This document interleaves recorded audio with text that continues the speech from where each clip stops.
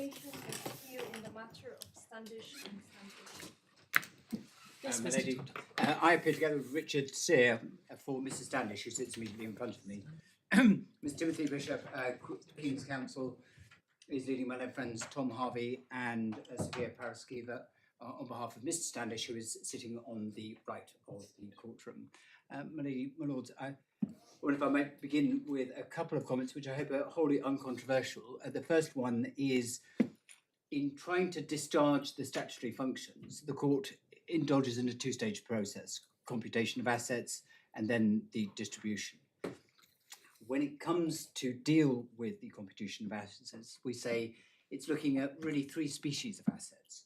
One of them is the separate property of the wife, another is the separate property of the husband, and then we have joint property or marital partnership property.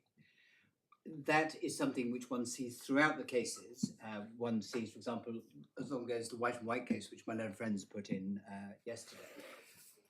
That's how they describe the assets there. They divide them into husband, wife, and partnership assets. Much more recently, the ES2, the standard form of schedule of assets, which is now used for all these financial remedy cases, divides it into husband, wife, and then the joint assets. But by reference to title. By reference to title. Not absolutely. To separate property or joint property. No, it's just only title. To title. Yeah, that's right. Indeed. And so the it sometimes is with ES2, just picking up on that point, that in those rare cases where you have some, say, premarital arrangement between a husband and wife, and where they've decided to say hold a matrimonial property 60-40, someone might describe it as that, but fundamentally it's intended to look at it within those three categories. The reason why we mention it at that stage is because we do say that remains the focus, and there's not a fourth category, one where there are matrimonial assets and then matrimonialised assets, which represent a whole different species of assets for which the approach is to be adopted differently. The court, of course, in terms of its powers, has a very wide discretion. But what we would suggest is that when it comes to the first exercise, the computation exercise, it's primarily concerned with an evaluative exercise. There are opportunities for there to be what is sometimes called a discretionary exercise, particularly in circumstances where there might be dispute about what value a particular asset might be, which in some cases more of an art than a science. But also when it comes to evaluating what is matrimonial and non-matrimonial. And what we say is it would assist future courts the most to know how it is that we are starting off in the computation exercise in putting assets into those which belong to the husband, those which belong to the wife, and those which are matrimonial assets. And at this point I'm now departing from strictly points of legal title, which is just the joint point. In respect of the separate property assets, we would say that they are matters which belong respectively to the husband or to the wife, and that they would ordinarily only be invaded in case of need or compensation. The matrimonial assets or partnership assets would ordinarily, we say, be divided 50-50, and the extraordinary cases are very limited. In fact, we will argue that although the parties' agreement might be taken as one, really special contribution is the only substantial one. My lady, my lords, in setting out our submissions, opposed to having referred to computation, distribution, and looking at how we look at those different assets, I intend to proceed this morning by going on to analyse the judgment, what Mr Justice Moor actually did, and then deal with some observations on the headlines of this case which have attracted a great deal of interest. The first of them is, what is matrimonial property? The second is, what is non-matrimonial property? The third is, how does property become matrimonial? And just pausing there, one of the points that we will make is all property has to be matrimonialised. It doesn't start at some independent stage. it might be on the date of the marriage it becomes matrimonialised, but all the assets have to become matrimonialised. So how that comes about is significance. The fourth point is, what would the ordinary consequence of property being matrimonial be when it comes to question of division? And we're going to suggest, save for special contribution, possibly agreement, that the ordinary consequence will be 50-50. The next point we're going to deal with is what happens when matrimonial and non-matrimonial property cannot be clearly defined. When the court comes to, and I'm being careful to not mix the terms too much, but there is a considerable crossover between them.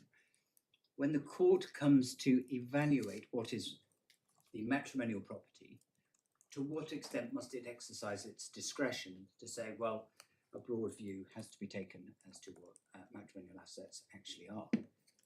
We're then going to come to look at how those principles are applied to this case. We have a short note about some of the authorities that were referred to. I'm going to deal with Ardenside as a separate point and how the judge dealt with Ardenside, and then some comments about my learned friends, Skelton's. Very few comment about some of the points that they made in Skelton. Very few because we've already dealt with that largely in our Skelton in reply. And then finally, a short comment about policy and the desirability of achieving predictability, because this case does represent a pursuit of almost a judicial holy grail. How do we balance the fairness that is inherent in a system which is almost unlimitedly flexible with the certainty which is also a necessity? We would go so far as to say a necessity of the rule of law itself. And indeed, one of the reasons why the precedents in these cases are so closely followed is in that repeated search for us to try and obtain some rules, not least so we can advise people as to the future. On that first point about the wife's separate property, it goes all the way back to the observations of Baroness Hale back in Miller itself. I'm almost embarrassed to refer to a case which, of course, is so very well known to this court already. But one of the key parts that she deals with, and there's a page 39 of the bundle of authorities, where she rather neatly sets out in the first 4 lines exactly the same task, daunting task, which my lady and my lords will be wrestling with today, possibly tomorrow. Sorry, which page? It is a page 39, please, at paragraph 122.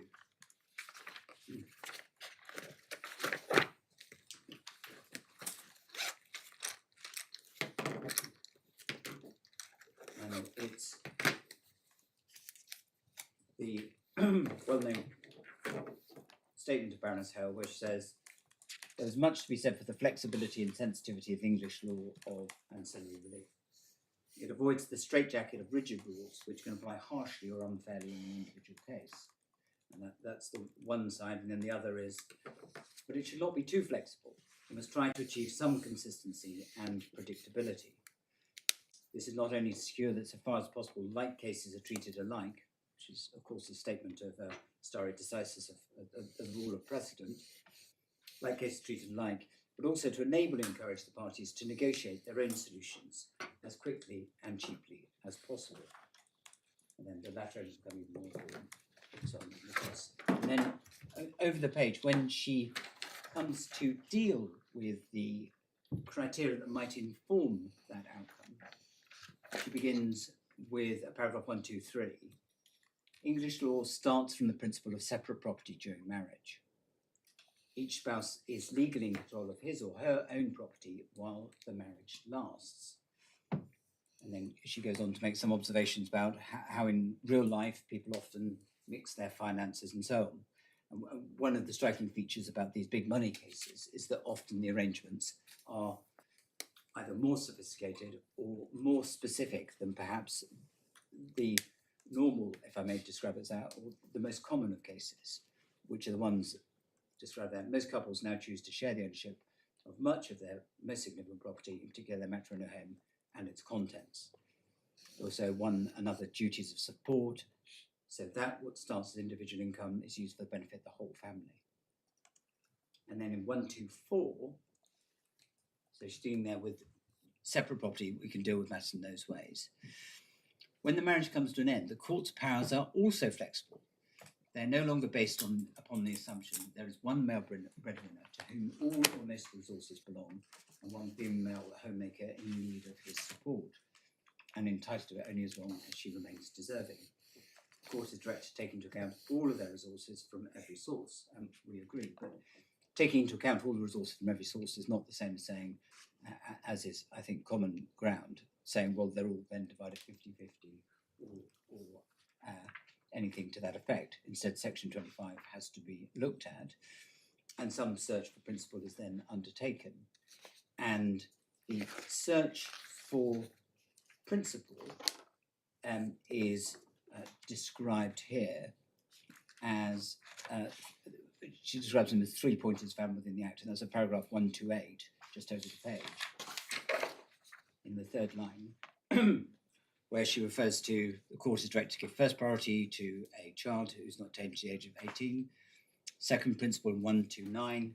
Secondly, the checklist in section 25.2 is not simply concerned with totting up present assets and dividing them in whatever way seems fair at that time. Despite the appeal of the statutory objective, the court is still concerned with the foreseeable and on occasions more distant future, as well as with the past and the present. The court has to consider not only the parties' present resources, but also those that they will have in the foreseeable future.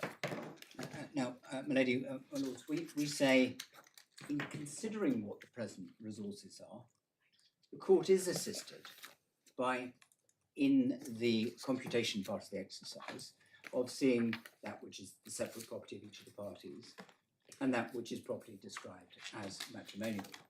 And having ascertained that, any judge seeking to discharge the statutory duties imposed by Section 25 is on to a good start in terms of dealing with the sharing of the fair sharing of the assets, because in a pure sharing case, we would say the separate property would not normally be invaded. The matrimonial property would ordinarily be divided 50-50. Could you help me by just giving a brief definition of what you say is separate property and what you say is matrimonial property? Yes. Other than by reference to title. Yes. By separate property, we would say, and this really harkens right the way back to the 1882 legislation, which is referred to in our second skeleton argument, it's property which is legally and beneficially exclusively in the ownership of one of the parties to the marriage. And that is the definition that we would rely on. So it is exclusively by reference to title? To legal and beneficial title, yes. So it's legally and beneficially owned by one party? Yes. And matrimonial property?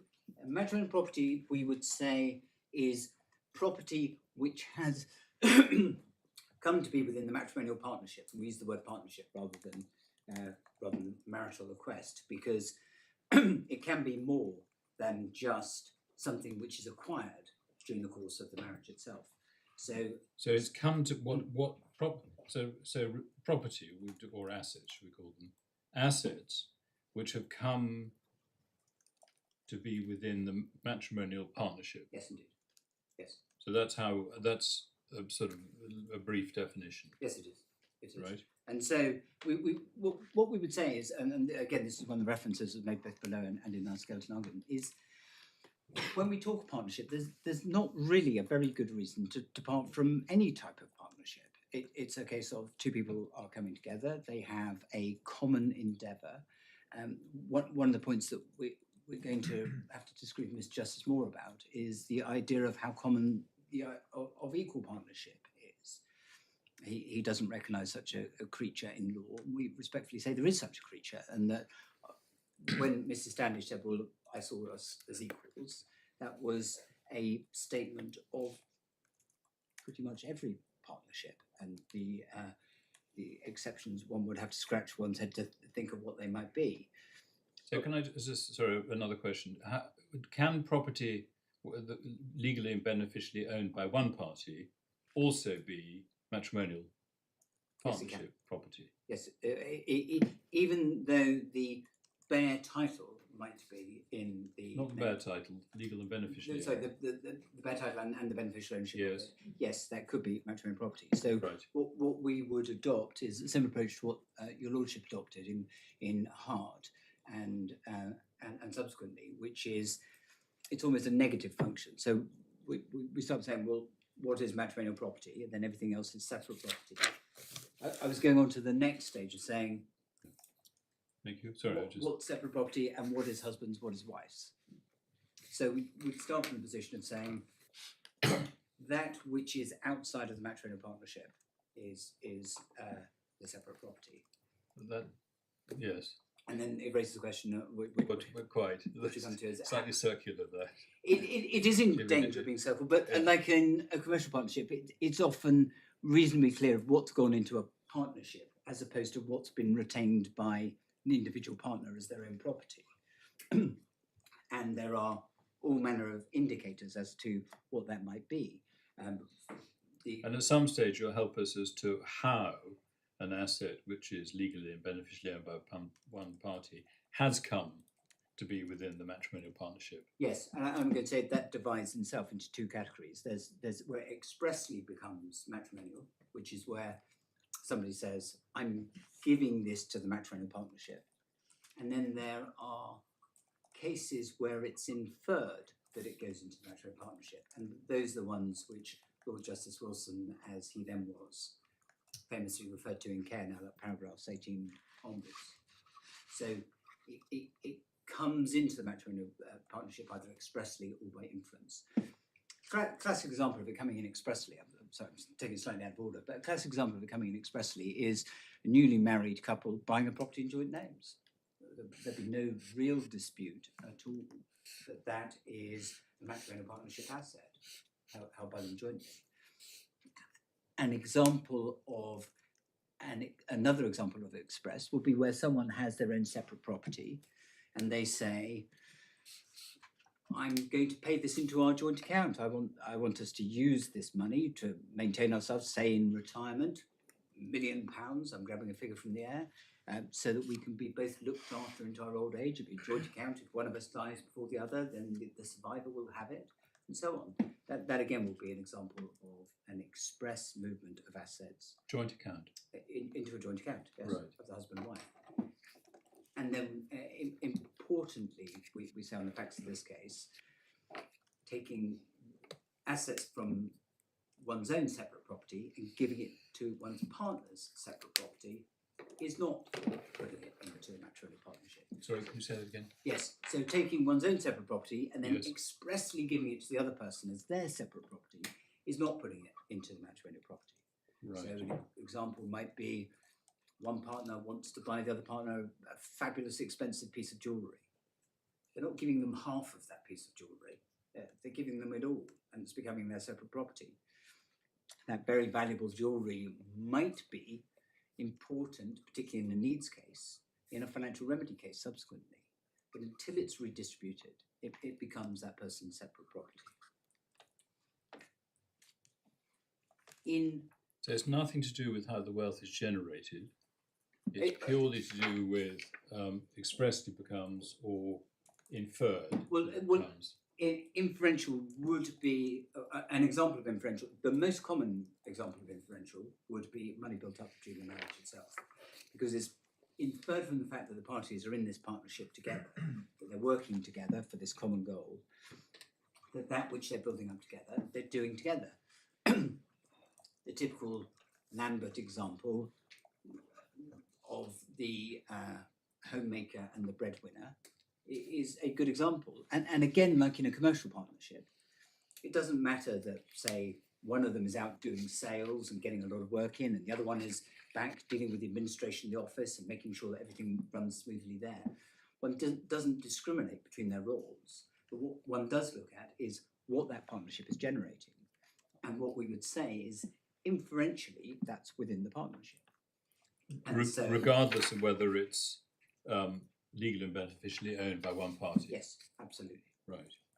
So legal and beneficial is useful for defining the assets which the court has to deal with. It can also be a very useful pointer for illustrating how the distribution in a sharing case will be undertaken, obviously much less so in a needs case.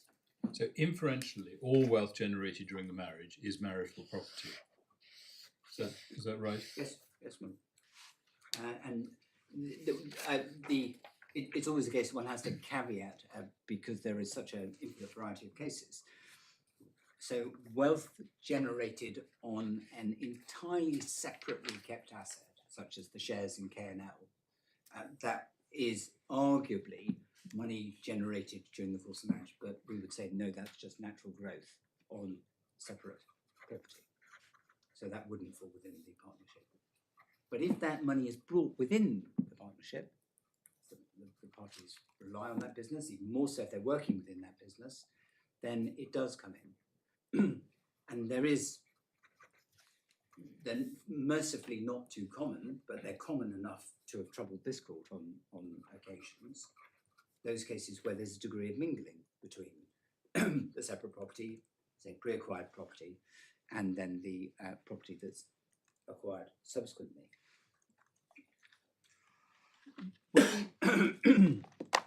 When Mr Justice Moor came to deal with this matter, he was confronted first off with the position of the wife, which he summarised fairly inaccurately at page 113 of the core bundle.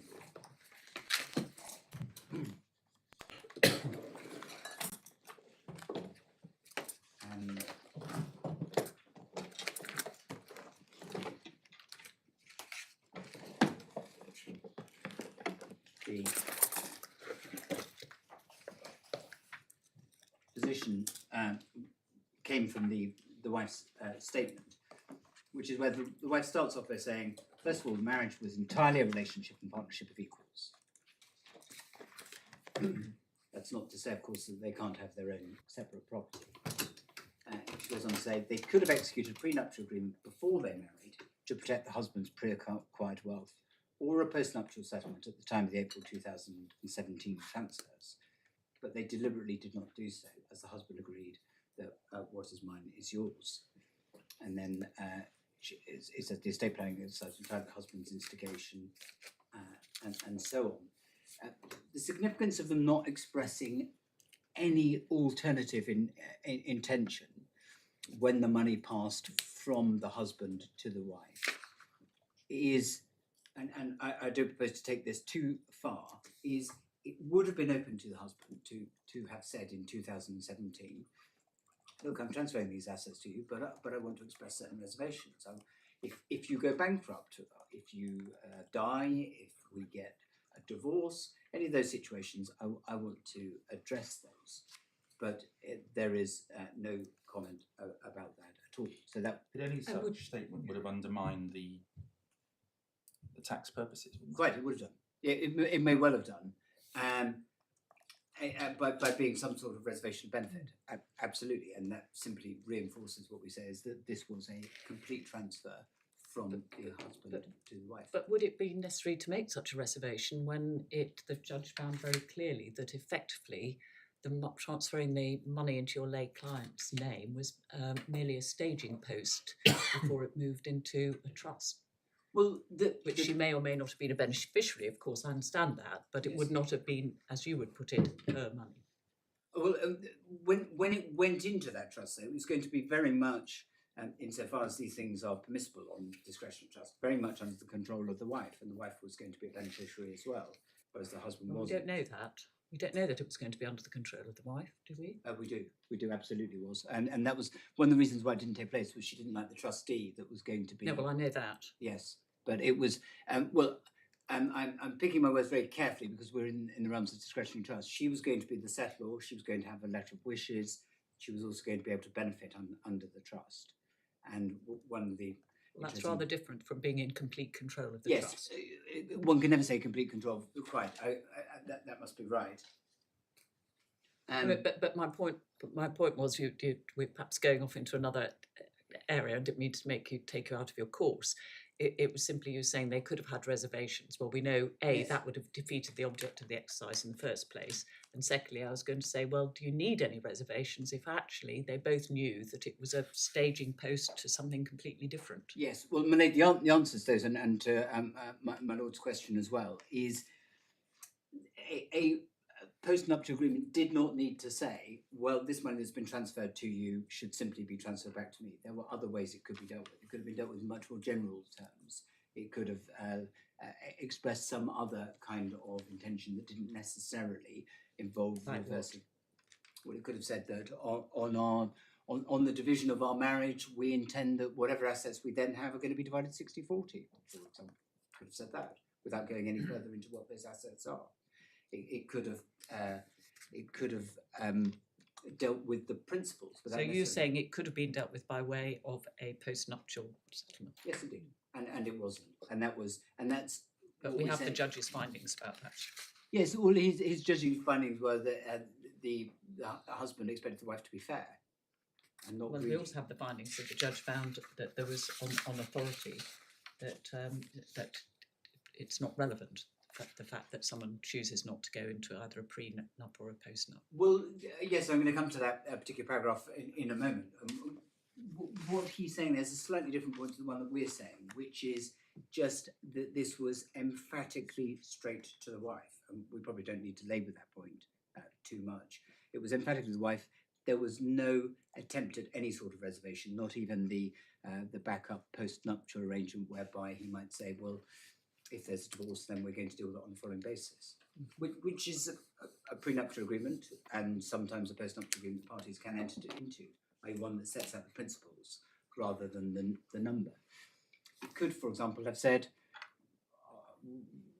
we're going to deal with it on a pure needs basis. You're only going to have a needs claim or something like that, which again wouldn't offend the principles that were set out there.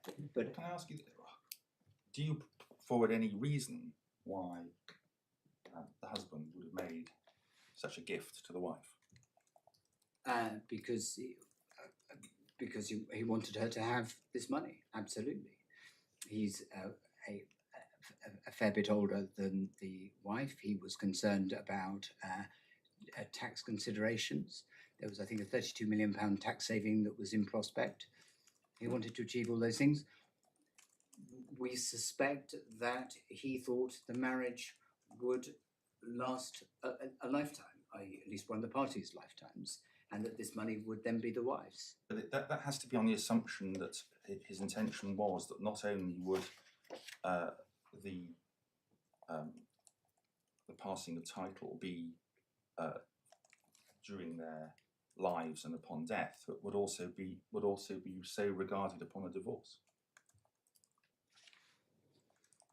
Well, we don't know what he thought about what might happen on divorce, because we don't need to think that, do we? We just have to look at it objectively. And the question, your proposition is that this gift was so absolute that even upon a divorce, the husband would not be entitled to any share of it. And no, that's quite a startling proposition. No, that's not our position. Our position is that it came over to be the wife's separate property, but it came in within an umbrella of they were going to divide everything 50-50.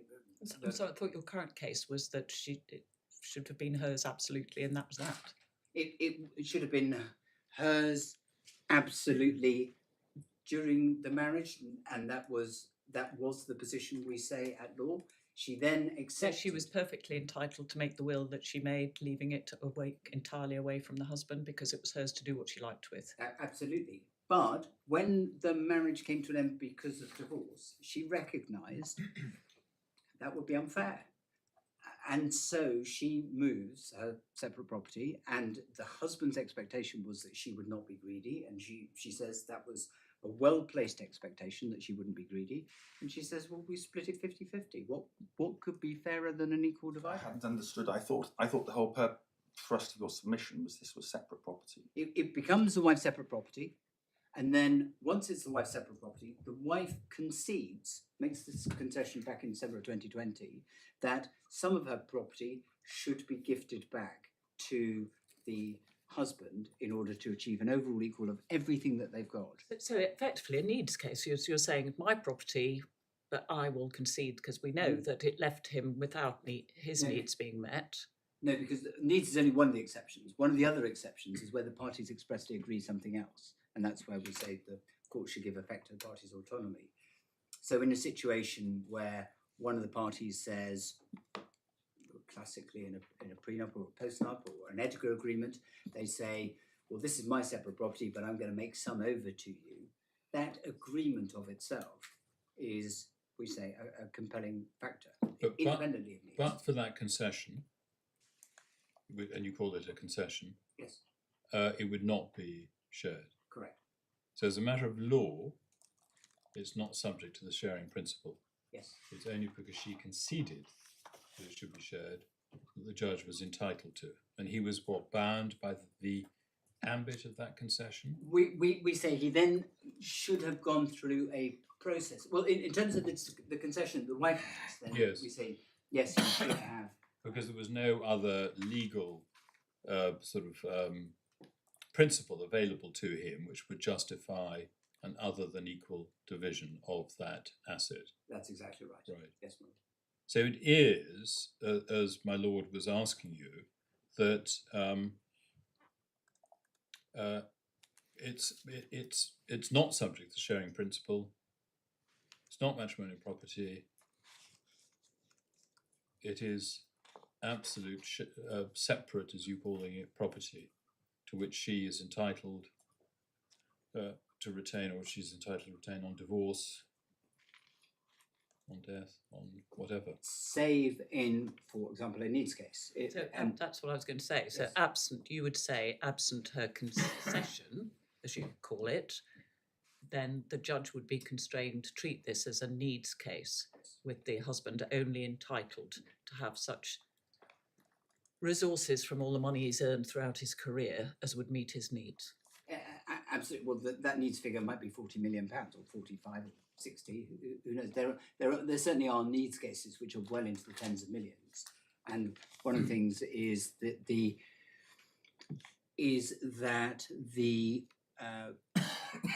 judge didn't actually descend to working out what the particular needs figures were, but we're talking about tens of millions just in respect of the matrimonial home itself. It's also, of course, noteworthy. Well, no, it's because the wife pitched the husband's need for property at something like 6 million and 22 for herself. Yes, it's the 22 that I was referring to as. That wasn't what she assessed the husband's needs at. No, it wasn't. She. It's the husband's need for a property at about 6. Yes, that was his figure. Yes, but what I'm saying is the needs figure could be a substantial one, depending on how it was run.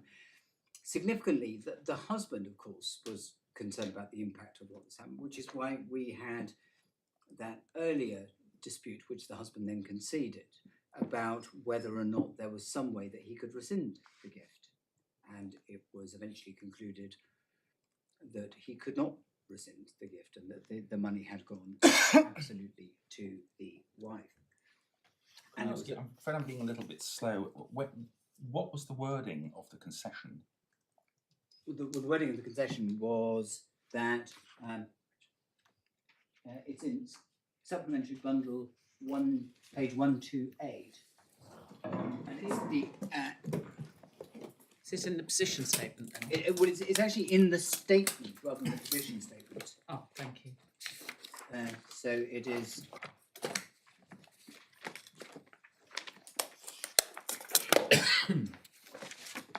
It's a paragraph 19 in the conclusion.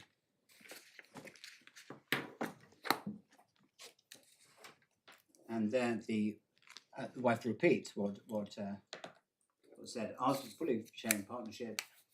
The substantial part of the matrimonial money is now mine. Clive's case of this came about because of some mistake is simply untrue. But despite the fact that this is my money, I am not an opportunist. I accept that we should divorce on the same principles by which we were married, 2 equals. Now that we are divorcing, I'm prepared to agree to an equal division of all our assets, both those held jointly and those in our respective sole names.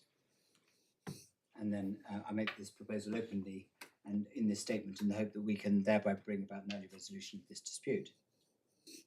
Can you help me as to the first 2 sentences? Ours was a fully sharing partnership.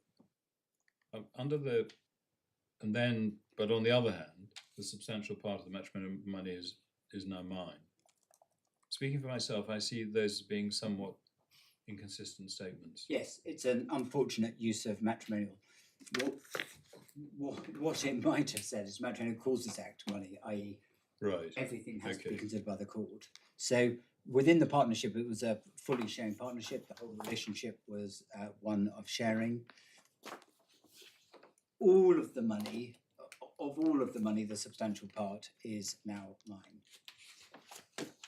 So those Sorry, two so- sentences are awkward, yes. But it actually seems to, in some respects, reflect your case. That it was a fully sharing partnership, but only in respect of some of the wealth, not all of it. What the wife is saying here is, irrespective of what the position might be under the Matrimonial Causes Act or in respect of the law of property generally, the two of us set out on our journey in life together. Everything we have, not just marital partnership, everything ought to be divided 50-50. There are two levels to how the wife puts her case. The first one is her separate property is donated back in order to achieve an overall 50-50. So that's an autonomy point. That's something outside of general sharing principles. And then the second point, she says, is, well, if I'm wrong about that, and all of this became matrimonialised, then there was no good reason for matrimonialised assets to be divided other than 50-50. The exceptions to that are very few, and none of them apply here. And strategically, those are the 2 points that the wife makes. In the second ground of her appeal in respect of Ardenside simply goes to whether or not Ardenside ought to have been part of that calculation.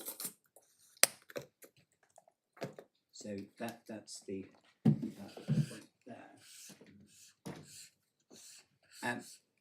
Returning to the point about the rescission of the gift to the wife, that was the subject of some chancery silks becoming involved and so on. That's dealt with at page 114, paragraph 24, which begins with the wife writing a letter to the husband, inviting the husband to accept that the assets belong in law to the wife. And Which page? I'm so sorry, page 114. I'm sorry, my lord. 114. 114, paragraph 24 Of the judgment. of the judgment. Yes. Oh, Oh, I'm so sorry. I thought you were still in the wife's witness. No, that was my fault. I do apologise. It's 114 of the call bundle. Thank you. I have very few references to the supplemental bundle. Can I just go back, sorry, to ask a question I wanted to ask about paragraph 19. The judge there in the second sentence records your case as being, or the wife's case as being, that the marriage was entirely a relationship and partnership of equals. Is a relationship, is a marriage ever a partnership of unequals? Well, yes, it can be. I mean, that's one of the very valid criticisms of prenuptial agreements, in that they can create. No, but that's not the marriage, that's the prenuptial agreement. Is a marriage other than a partnership of equals, an equal partnership? Well, that raises complex issues of social policy, such as in respect of polygamous marriages. No, it doesn't. It's a matter of financial remedy law. Under financial remedy law, is a marriage other than a partnership of equals? It shouldn't be. No, Should not be. it should not be. And under matrimonial law, no. This means something else, doesn't it? This is shorthand for saying this was a marriage in which we held property equally. No, it isn't. It's a much broader than that. What it's saying is this is a marriage where, a bit like the marriage vows, everything you've got gets thrown in. Everything that I've got gets thrown in. We're going to share everything. That's what I just put to you, isn't it? I'm sorry, what? That was what I just put to you. Oh, I'm so sorry. Then I missed the point. So It's not saying that they are two equal people.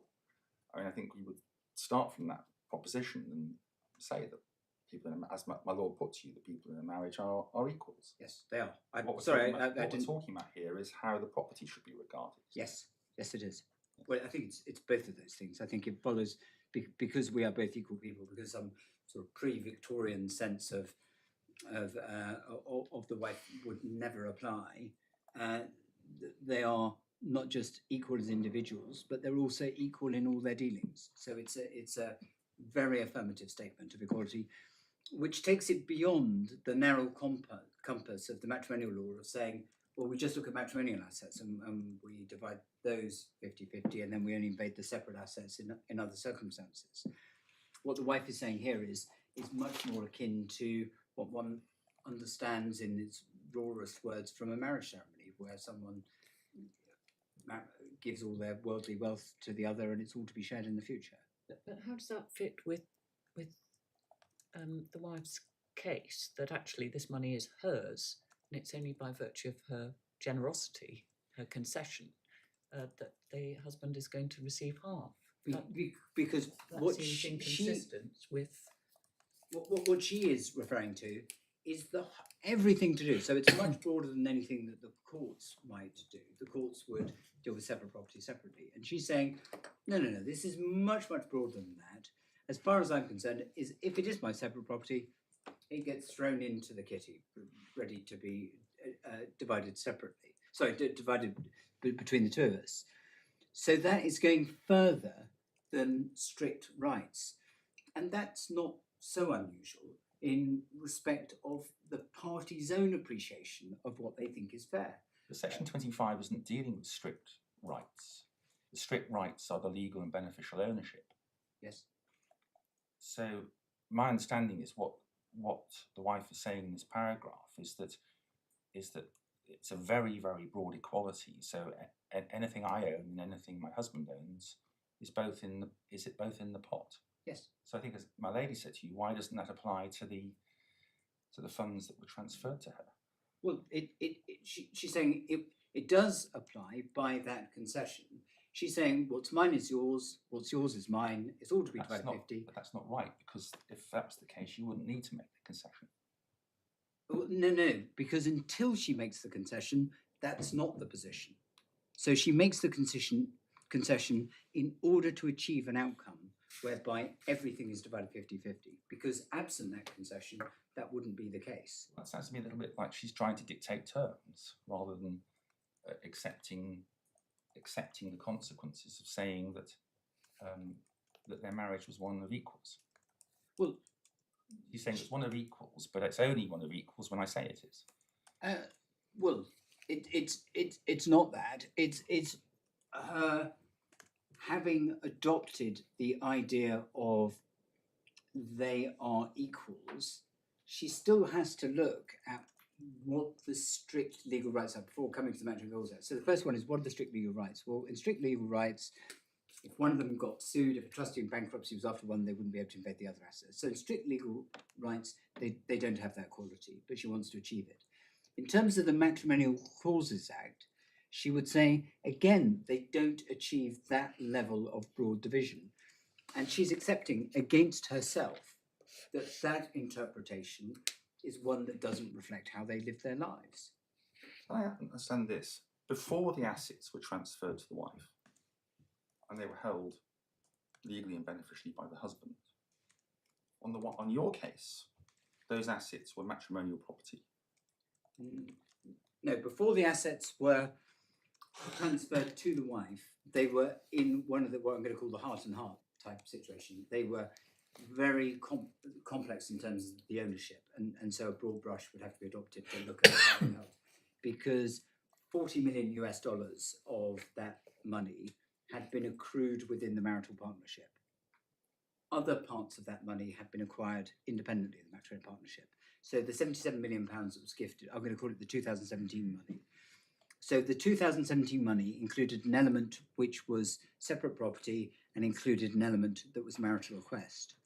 What happened in 2017 is the whole lot was then gifted to the wife's. Forgive me, my understanding is that your client's position was that all assets, separate or otherwise, went into the pot. I think that you said that to us.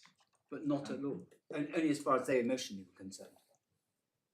I'm afraid I'm not quite sure I'm understanding the distinction here, because as I understand it, there is a distinction between the strict legal position pre-divorce and the analysis the court will undertake when considering Section 25 of the 1973 Act. Yes. May I give a worked example, a slightly extreme one? A pauper marries a lady who's a billionaire. They decide that they're going to set out on their journey in life whereby everything that's hers is theirs, everything that's his is theirs. That's what they agree between the two of them. They don't reduce it to a nuptial agreement, they just have that understanding between the two of them. If there was a dispute about what they owned, then the vast majority of the billionaire's assets would be held to be, as a matter of strict law, belonging to that person. If the court was to exercise its discretion under the Matrimonial Causes Act, again, it wouldn't achieve 500 million for each of them. It would say, well, the vast majority of this is pre-acquired.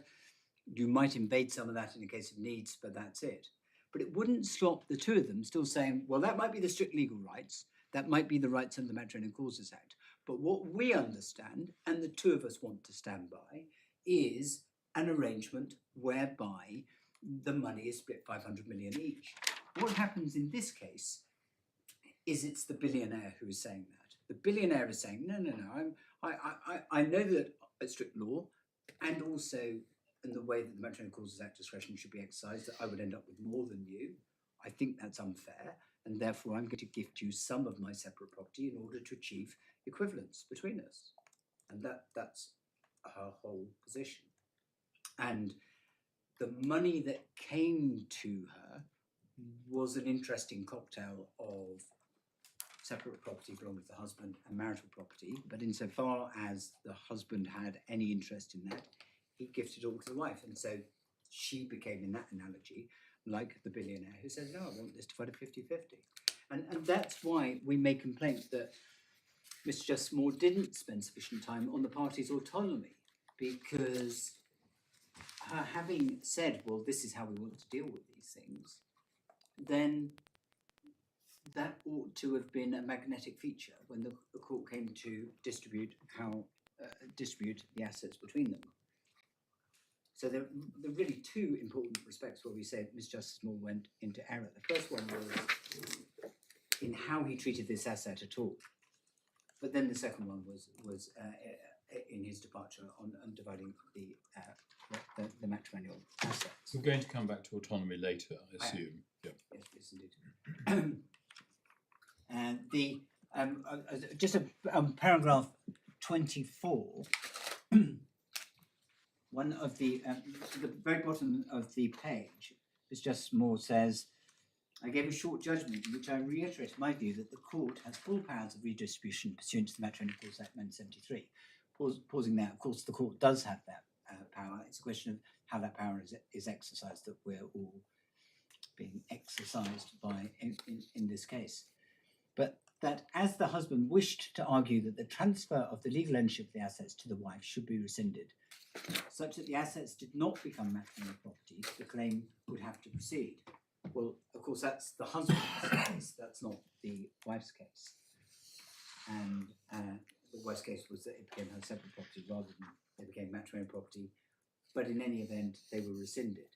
But if what is said is here is right, and then they then became matrimonial, well, we go on to say there was then no good reason at all of why they shouldn't have been divided equally.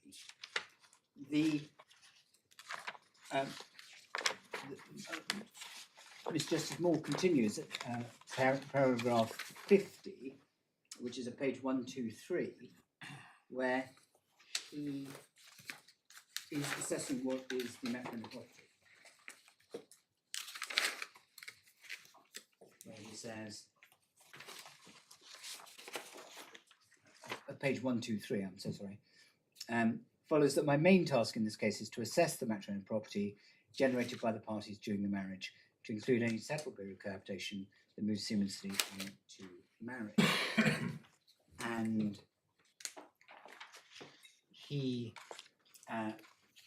then goes on to say, and second line at page 124, once I've decided the extent of the matrimonial property, I must then decide in what proportions that matrimonial property should be shared. If the assets have been generated during the marriage, the likelihood now is that they will be shared equally, particularly as it is rightly not asserted in this case that there's been a special contribution. And we say the cases where matrimonial property is not divided 50-50 are rare indeed. And then he goes on to deal with what then becomes effectively a separate category, a category that's not treated in quite the same 50-50 way.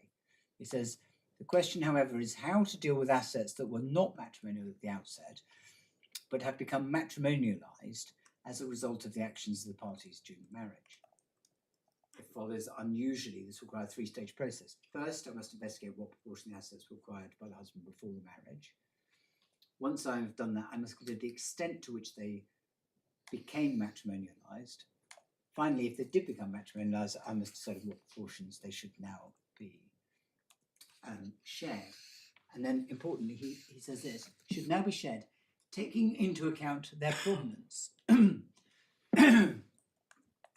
That reference to provenance is a return to, well, we look at the contributions. We look at how this was contributed to the matrimonial property. And it was that I made reference to being a return to the bad old days before White or Lambert, where one party's contribution should be held as being eminently superior in respect of matrimonial property. And then he deals with there. When he comes to deal with the approach on which the courts have assessed quantification of the matrimonial property, he quotes from my Lord Justice Moylan in the case of Hart, and we say this is a well-placed quote, but not one that is then applied in the judgment. He's referring here to, Lord Justice Moylan's referring to, if the court, and this is in the middle of paragraph 51, if the court has not been able to make a specific factual demarcation, but has come to the conclusion that the party's wealth includes an element of non-matrimonial property, the court will also have to fit this determination in section 25, discretionary exercise. Now pausing here, what is concerned, what the court is concerned with there is a different exercise to the one which Mr Justice Moor was concerned about. He, having decided that these were assets were matrimonial, because they become matrimonialised, to adopt his phrase, then that was a different process to what Lord Justice Moylan was referring to, which is whereby there are non-matrimonial assets and there are matrimonial assets, and we have to define the difference between the two. And just pausing there, what we would respectfully say is the debate which has detained the courts over these last few years about whether or not we adopt an arithmetic approach or whether or not we adopt a broad brush approach, say 40-60, is not a debate about principle at all. It's simply a debate about evidence. In those cases where it's clear that something is non-matrimonial, such as the K&L case, then it's simply left out of account. In those cases where the parties have worked within a business that pre-existed, then a broad brush has to be adopted. And that's what we understand Lord Justice Moor to be saying there.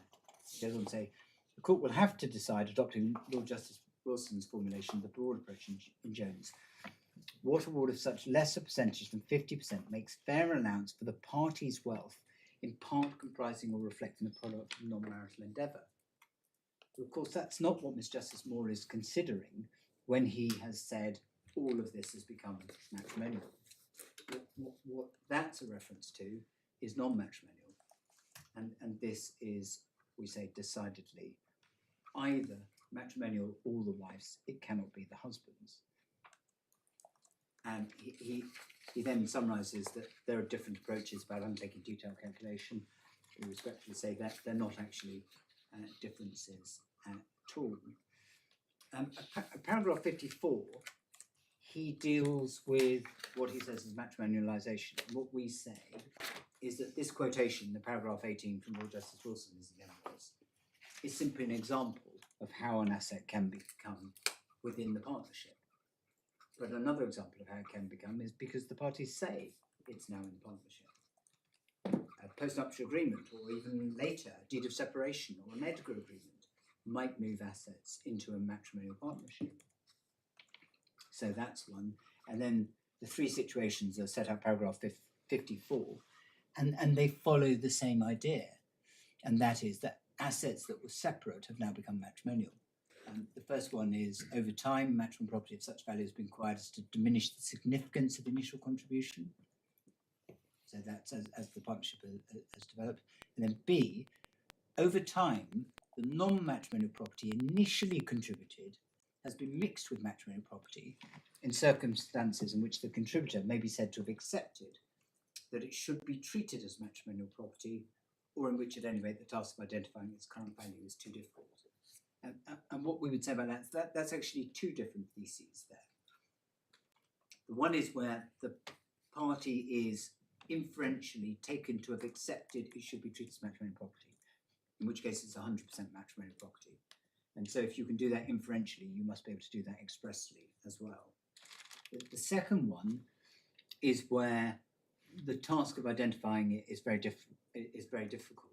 Well, that's where we respectfully say the Lord Justice Moylan approach is the right one. The court has to, I think Lord Justice Moylan described it as an exercise of discretion. I think there's been some learned debate as to whether or not it's a discretion or an evaluation. It doesn't actually matter. It's actually a fact finding of what is matrimonial, what's non-matrimonial. And if it's 60-40, well, that's a difficult job for a judge, but one that has to be undertaken. The next point again refers to expressly a contributor of separate property adding an asset to be matrimonial property, where we say it's going to be effectively presumed to be 50-50.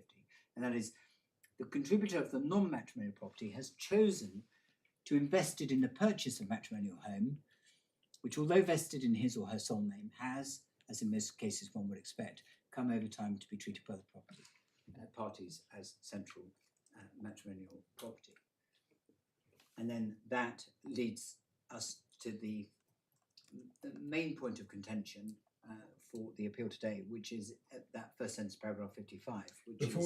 Before you leave KNL, you said before going to KNL that an asset can become part of the partnership property because of what the parties say, the spouses say.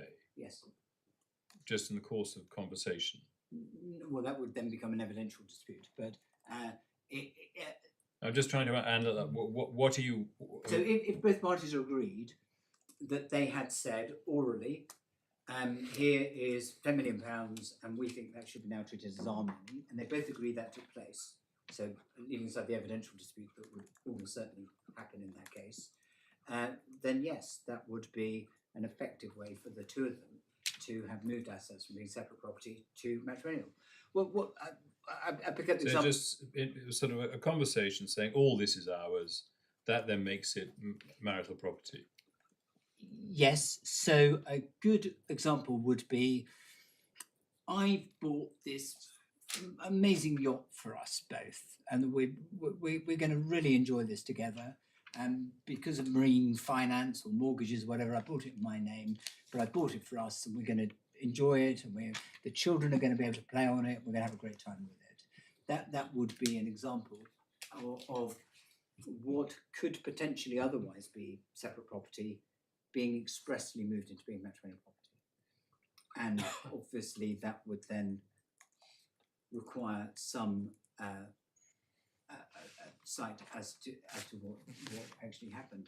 And indeed, that was one of the disputes that we had when it came to Arden's side. There was a husband saying, no, it was a commercial entity. I owned it before the marriage. I didn't intend for it to be a holiday home. We've got those examples of evidence about they spent 6 or 7 weeks there each year when they were in Australia and so on. So that will be an example of whether or not something could, by intention, become matrimonialised. And in this particular case, what we say is that did not happen in respect to the 2017 money, because that didn't go to the matrimonial partnership. That went to the wife absolutely, with no reservation of benefit, there could be no reservation of benefit to the husband. So it's partly sort of what people say during the course of marriage, it's partly inference from what they've done, how they've behaved, what they've done with property. So it's quite a, looking at it from a judge's perspective at first instance, it's quite a opaque exercise. Well, in practical terms, it would not necessarily be, because it's going to be referable to specific assets. This is only really going to occur in those sharing cases, which tend to be the bigger money, are always the big money cases.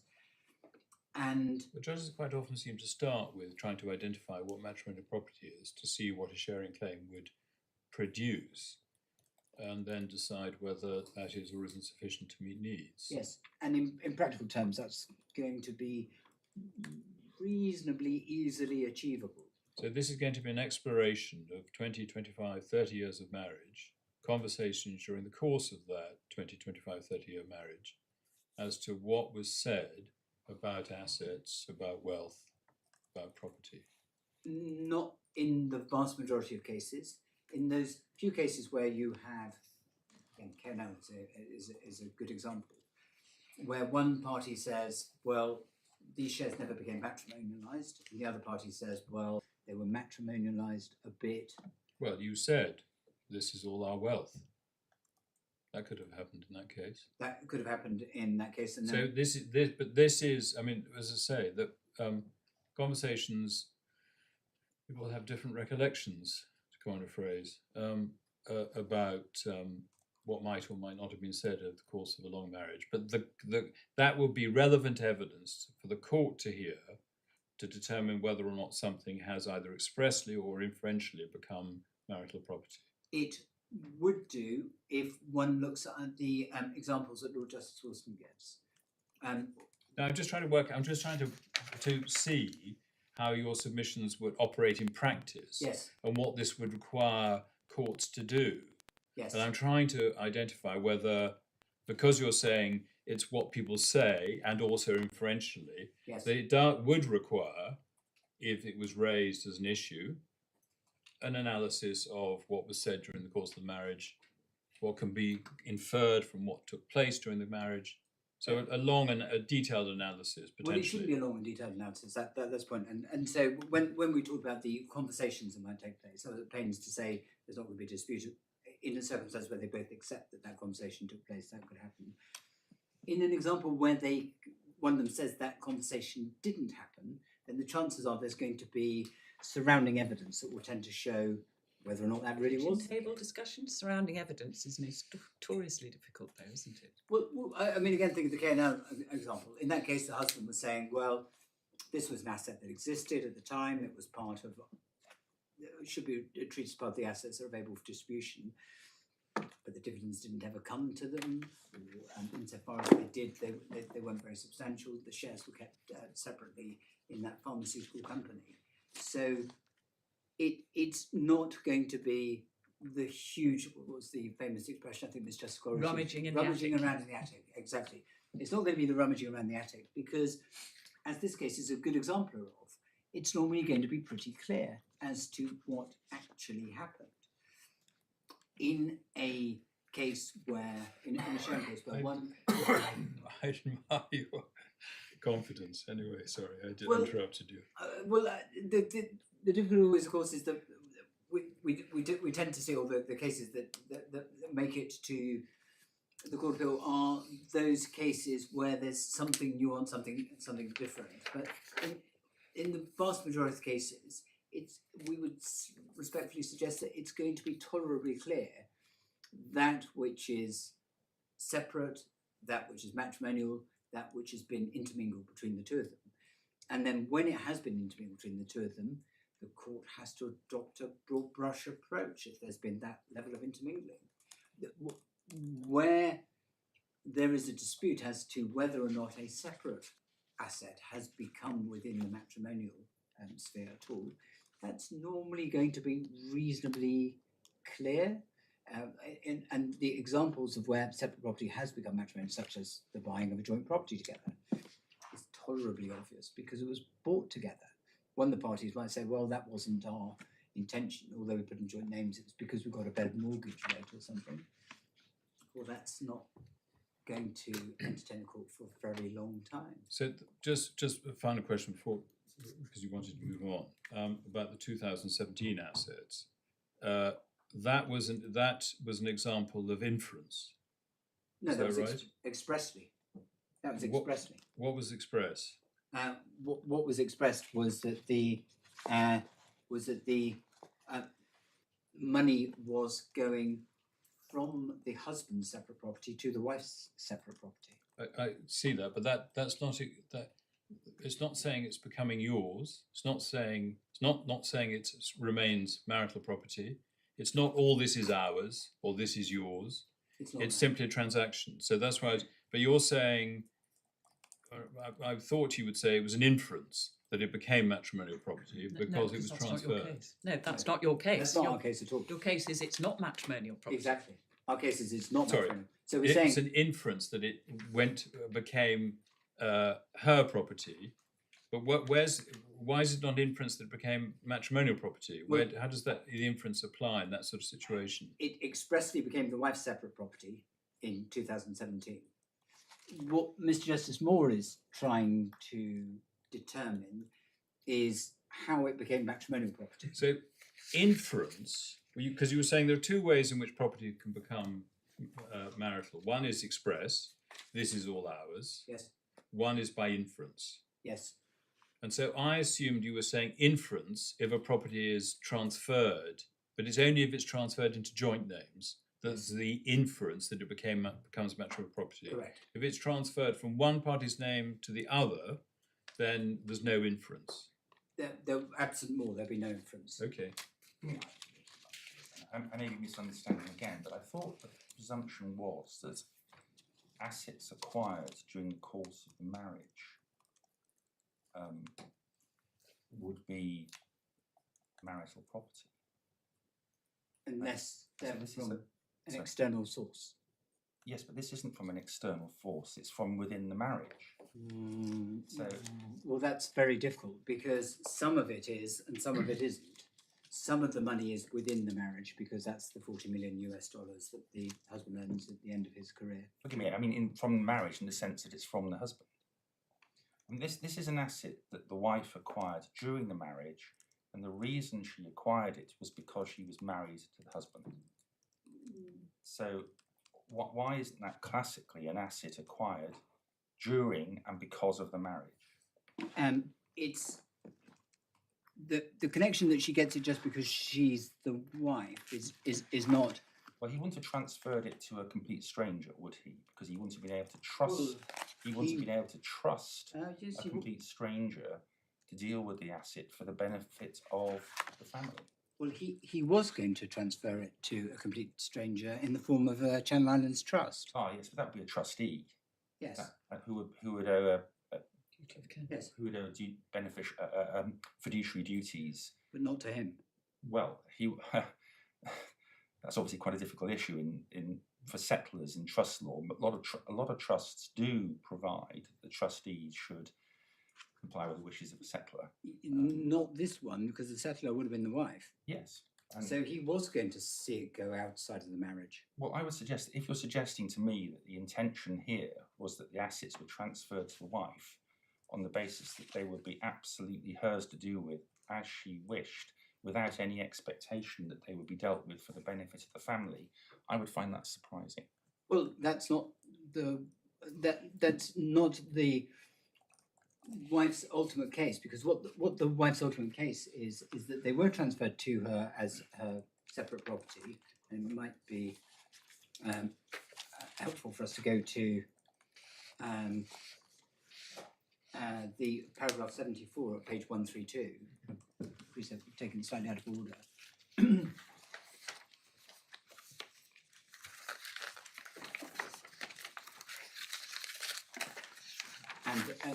And in fact, just to give it the proper context, at the bottom of page 131, the last two words where Mr Justice Moor is dealing with his conclusions. He says, indeed, I'm clear that this remained the position immediately before the transfers to her in early 2017, i.e. that's that she couldn't claim in respect of premarital wealth before the 2017.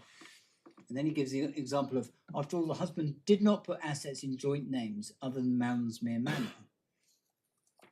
Moreover, as the matrimonial home Mansmere Manor occupied a central part of marriage and was entirely right that it was conveyed into joint names.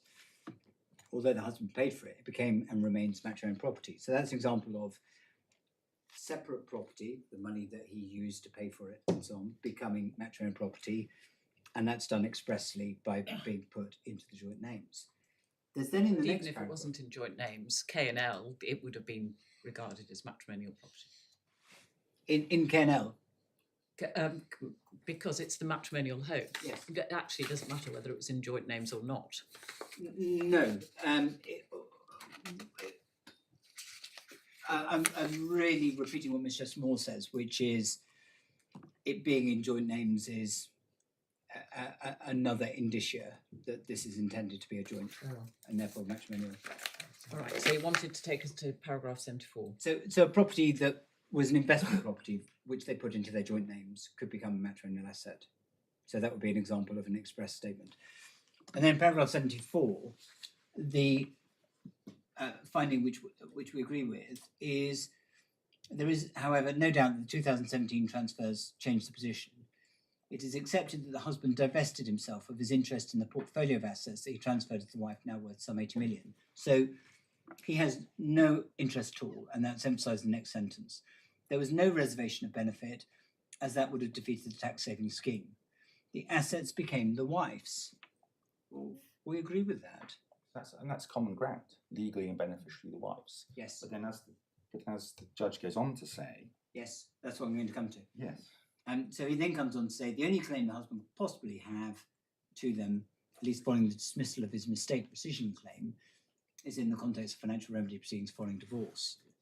And then he also makes the point that if the husband's plan had been carried out, because he wanted the wife to then settle them into a trust, then he would have lost even that. And then he then says, I do, however, reject the suggestion that Could this be a money nuptial settlement, I suppose. Sorry? Could be a nuptial settlement. Well, yes, I think we spent a bit of time. No, but I mean, just saying that's. I'm just commenting that that's not necessarily right.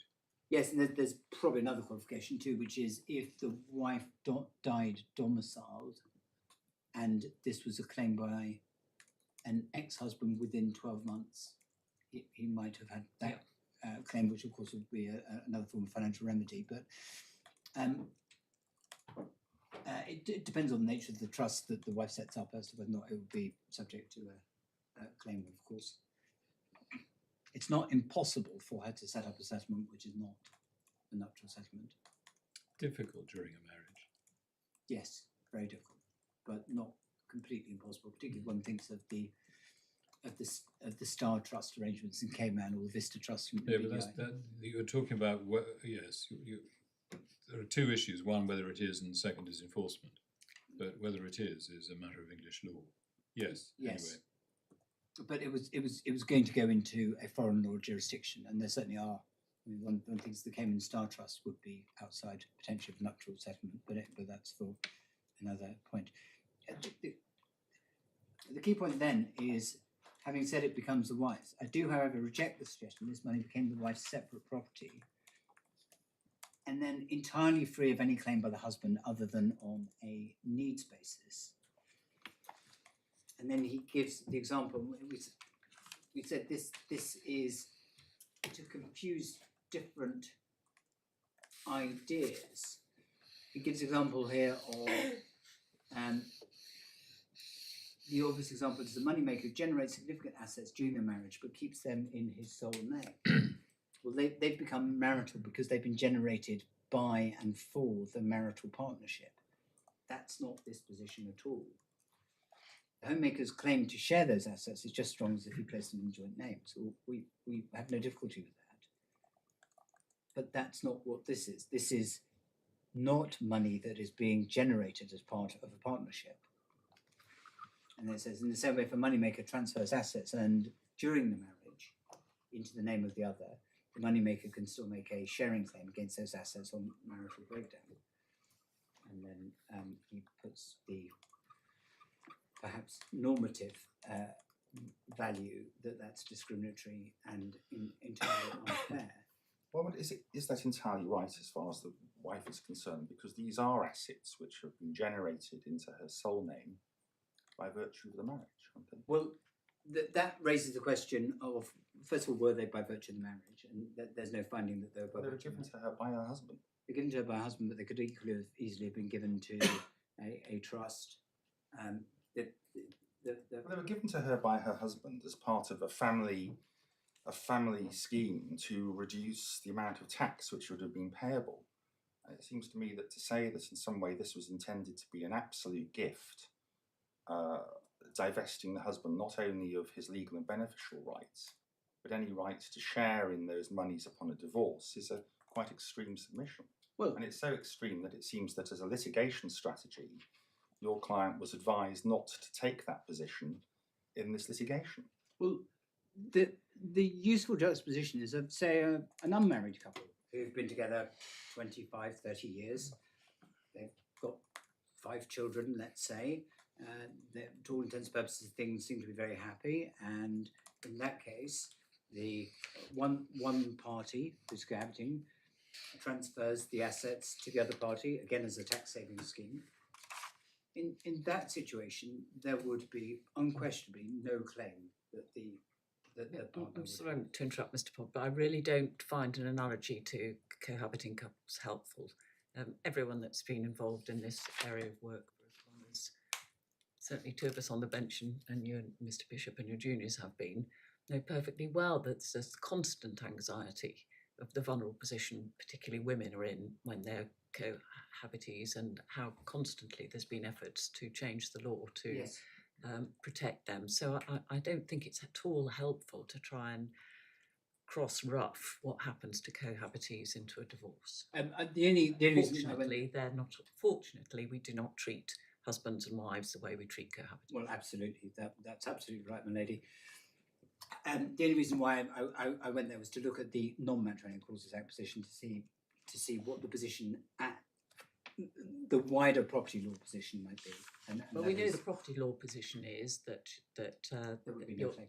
that your lay client had the legal and beneficial interest, and I don't think it helps us to go further than that. That's Right. agreed. So it then becomes a case of, are these assets part of the court's consideration of all of the assets, which I think my lord was one of the questions answered. Yes, they are. But then on a principal basis, how are they distributed between the parties, they having become the wife's legally and beneficially? And within the confines of that, what she says, and it's achieved on both routes, is that should be divided equally. It's achieved either through the route of separate property, whereby she makes the concession that it should all go back in because that's the nature of their relationship. But it's also achieved, we would respectfully say, by it becoming matrimonial property.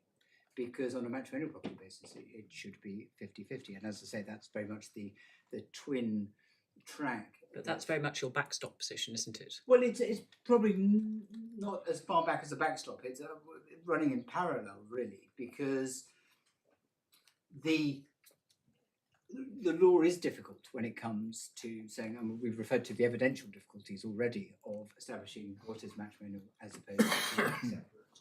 And if for some reason we fall foul of the evidential reasons saying it was the wife's separate and it in fact had become matrimonialised and it was matrimonial, well then in that parallel world, it should also be 50-50. I see, thank you. So, I have to remind myself, because I'm not as familiar as this area as my lady, my lord, or probably anyone else in the courtroom, but Section 25 does not use these terms. No. There's no reference to marital or matrimonial property in that section. And the power to distribute in Section 24 and Section 25 is a very, very broad one. And in a sense, one can dance around these created concepts of matrimonial property, marital property, separate property. But at the end of the day, the court is applying the factors in Section 25, including Section 25 A and I can't remember which one it is, which deals with contributions. And the question at the end of the day was were these distributions and alterations to property ownership which the judge wasn't entitled to make? Well, that's starting from the fact that the Matrimonial Causes Act is drawn very widely and gives a very wide discretion to the court. That again, it enters into the debate at the extent to which the common law is developed in a way that has defined how that discretion should be applied. I think one of I appreciate that Lord Bingham says there are 8 factors, but I think there's 3 factors in Dicey's original rule of law.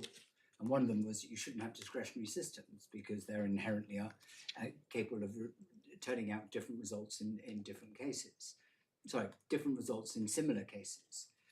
And that therefore there needs to be some control over what would otherwise be an absolute discretion. I think one of the quotes in our case from the New Zealand case of Mallet, where it said it's a dangerous thing to be in a discretion, absolutely discretionary. Yes, we are. But that's what the statute is. But that's not the end of it, of course, because the rule of law operates as a check, because the rule of precedent then acts as a check on that unbridled discretion.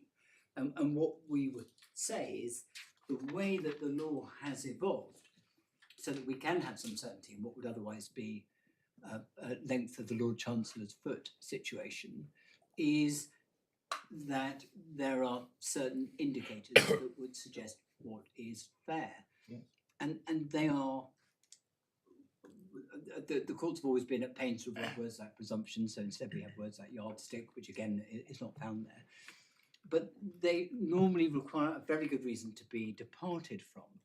And when it comes to matrimonial property in particular, and I appreciate I'm now doing my second track, not the first, when it comes to matrimonial property, there's particularly good reasons why they shouldn't be, and that is it's so easy for particularly wives and mothers to be discriminated against within that field. In their work in supporting the home, their work as the homemaker is not as valued as the breadwinner. The breadwinner, their financial contribution was traditionally very unfairly and very discriminatorily valued much more highly than that of the wives. So the examples of where that partnership is departed from are very few. And in that respect, it echoes what is found in the much broader civil law partnership. Absent partnership treaty, it's 50-50. And again, to borrow from Mr Justice Coleridge, resonates with fairness, that that should be so. So we have to understand why that would be the case here. And we say there isn't a good reason for it here. It ought to have been divided 50-50 if it was matrimonialised. And what we can say, because we're echoing what Mr Justice Moor says, is that whether it was matrimonial or separate property is an interesting debate that we can have. What we can say with absolute certainty is it was no longer the husband's separate property. There then comes the debate of, well, having defined those terms, looking at the rule of precedent rather than the law found in the statute, how would a judge ordinarily discharge the functions of redistributing wealth? And of course, that's an extraordinarily important function of any court because of the risk of, if it's exercised arbitrarily, it simply becomes confiscation. And that's something that the courts have always been at the most extreme pains to avoid. And so the principles have evolved whereby if it's marital property, then it's pretty much almost always going to be divided 50-50. And I, again, am avoiding any talks of presumptions because the statute retains it being in those broad terms. But the examples that anyone can come up with, and I'm reminded of a quotation of my Lord Justice Moylan in the Hart case, where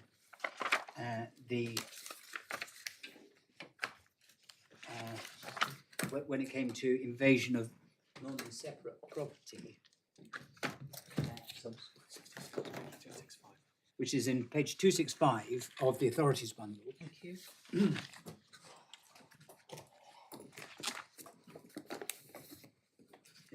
Page 265, where, and it's really in two parts, paragraph 62 and then 66.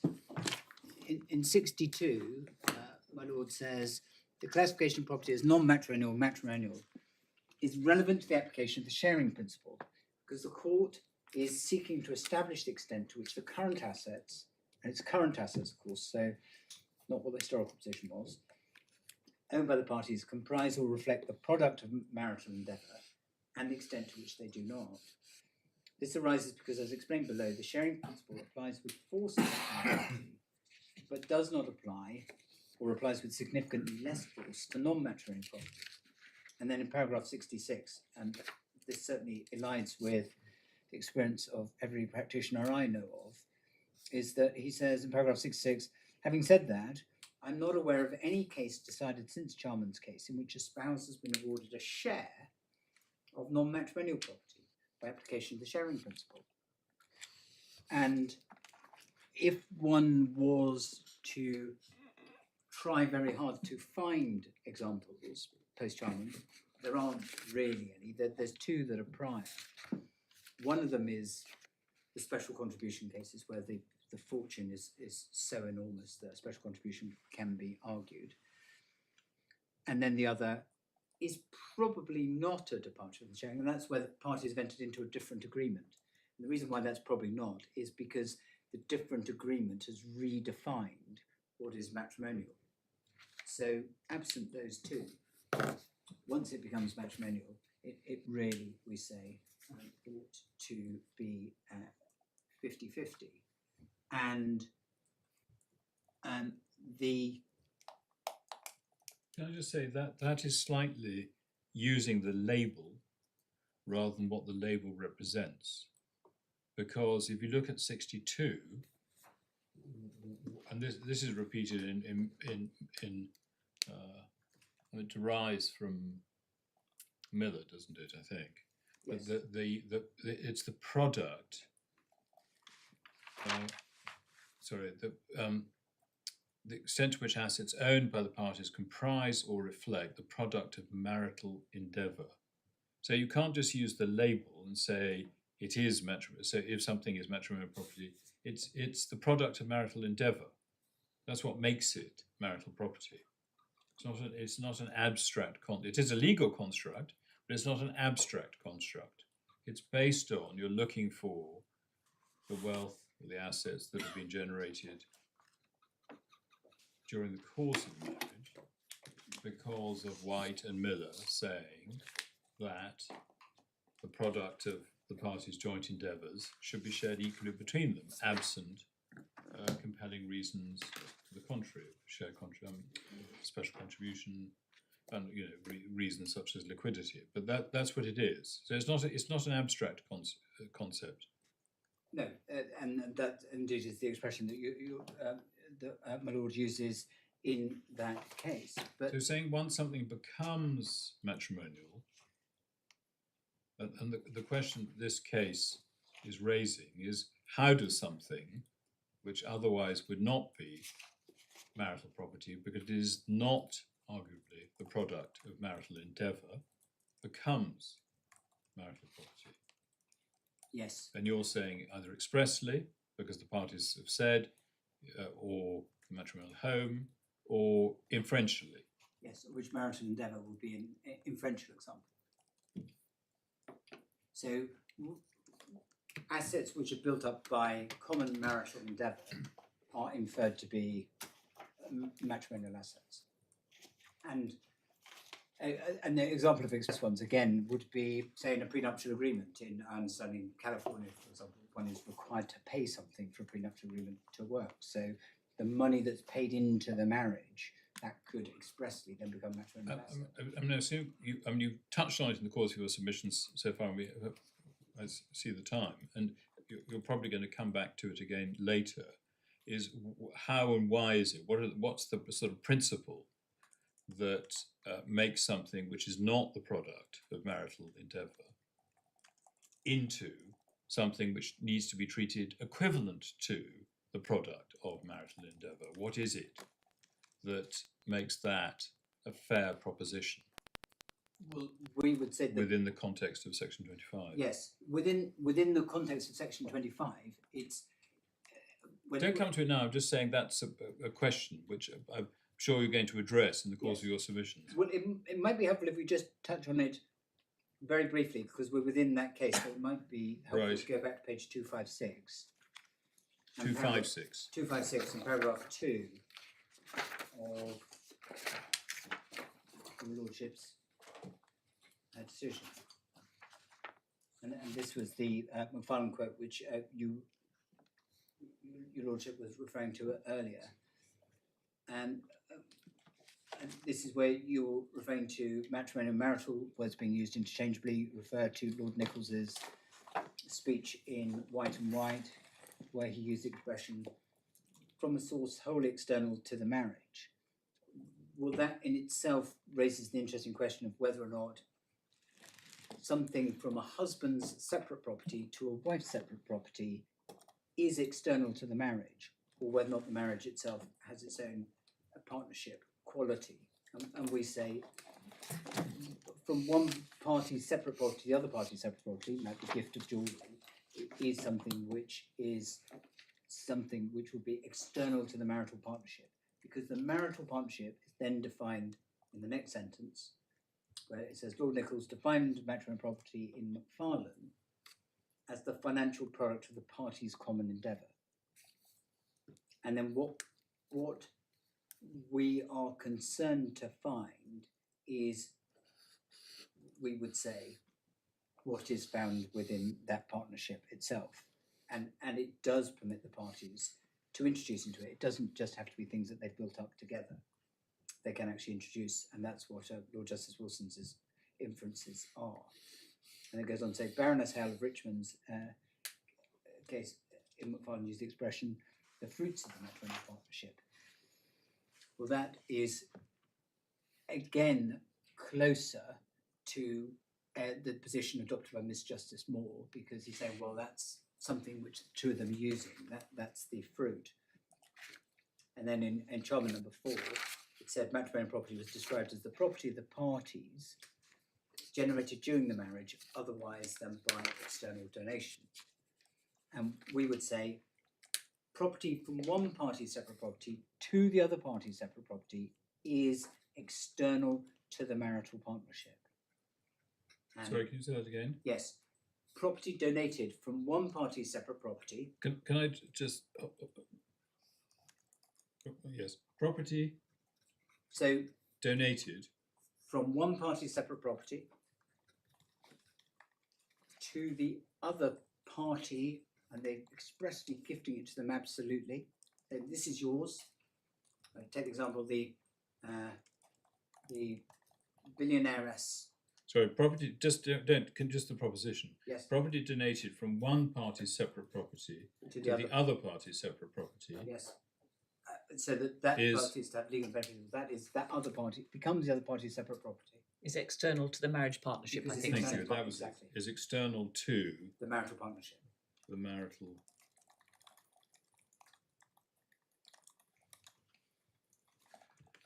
And then the So wait a minute. If it's external, is external to, right? So you say you're taking the word external from Charman, yes, but not donation. This is an internal but external well, it's transaction, so to speak. from one party's separate property to the other party's separate property is Yes. external of the external donation external to the matrimonial partnership. Which is why Right. your case is that this isn't matrimonial property, and you get 50-50 not by virtue of matrimonial property, but by virtue of, you would say, your lay client's generosity. Or, yes, or her acceptance of what she thinks is fair. And Sorry, just at some point also in your submissions, you'll need, speaking for myself, to deal with this expression separate property. Yes. And just whilst on paragraph 2 there, because we're coming to the significant part there, it then says non-matrimonial property can therefore be broadly defined in the negative, namely as being assets or that part of the value of an asset, which are not the financial product of or generated by the parties' endeavours during the marriage. And then, of course, if they're separate, we then have to say, well, if they're separate from matrimonial property, and therefore non-matrimonial property, they then need to be owned by one of the parties. And then we've got the examples. Examples usually given are assets owned by one spouse before the marriage. So that's before the marriage. And assets which have been inherited or otherwise given to a spouse from typically a relative of theirs during the marriage. And we say that's what this is. This is an asset given to a spouse, because a spouse is a relative, but given to a spouse by someone else for them, independently of the marital partnership. So that money, I'm ignoring the marital element of that money for these purposes, but that money is then the wife's. And I think in the definition you gave there, I think the key phrase, which you said I think quickly, is independently of the marriage partnership. And that's the key question, isn't it? Was this gift intended to be independent of the marriage partnership? Yes, and that is a crucial question. Your Lordship is actually right. I think it goes one of two ways. It's either it was independent of the partnership, in which case it's the wife's separate property, or we're wrong about that, and it was within the partnership. It was all part of what Your Lordship, I think, describes as a family tax arrangement. Well, isn't that what the judge decided? Yeah, absolutely. I'm agreeing. I'm not sure. How can we second guess his finding of fact? I'm not seeking to. What I'm saying is that if it is within, I went too far. If it is within the marital partnership, then it becomes matrimonial. I mean, there's a certain irony here, isn't there? Both the husband and the wife are saying that it's separate property. There is, indeed, there is that irony. And then it raises The the question. husband's saying it's separate property, but even though he doesn't own it, it's his. Yes, that's exactly right. And Difficult position, I thought that is. yes, quite, and that's why we lay so much emphasis. Even though I withdrew the chancery claim, I can still have the property. Yes, Well, he's not quite saying that. He's not saying it's his. He's saying that property, that Should be his. 77 million. No, he's not even saying that. I don't think. He's saying that property was not generated within the marriage. It was pre-acquired assets before the marriage, and therefore the judge, in considering how the distribution should take place, should regard it as non-matrimonial property. I don't think he's saying it's his. That's the argument he runs now. But if we look in supplemental bundle page 210, we can see that his case was that it was his. Have we finished with hard? Yes, Thank but you. for now. Yes, we need.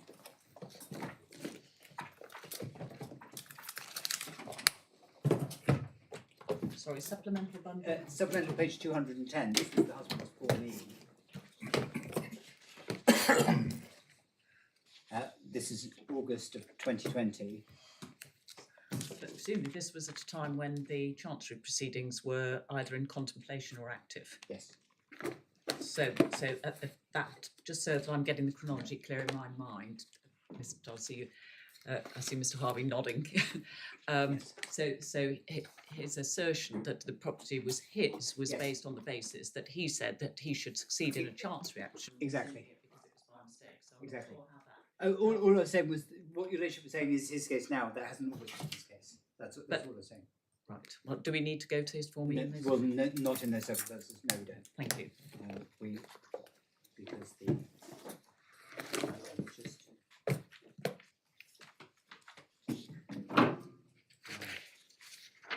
But you say if it's separate property, it's mine. yes, we said separate as well.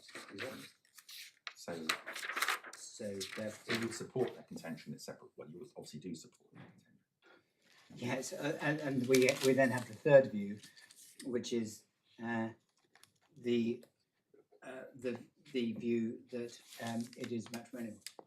Yeah. So of those three columns that I adverted to the instance. We had the husband originally saying it should be in his column, but then moving away when he abandoned his rescission case, and now saying that it should be treated differently. Now, you've been very patiently responding to numerous questions, Mr. Todd.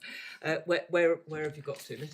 Let you get back on course. I suspect we've dealt with lots of bits in and around your careful list that you gave us at the beginning. My lady, we have, I was just working back through to the significant paragraph 74 and 75, Yes. which is back at page 1. You want us to go back there, do you? Yeah, please, right, if we may. Let's do that then.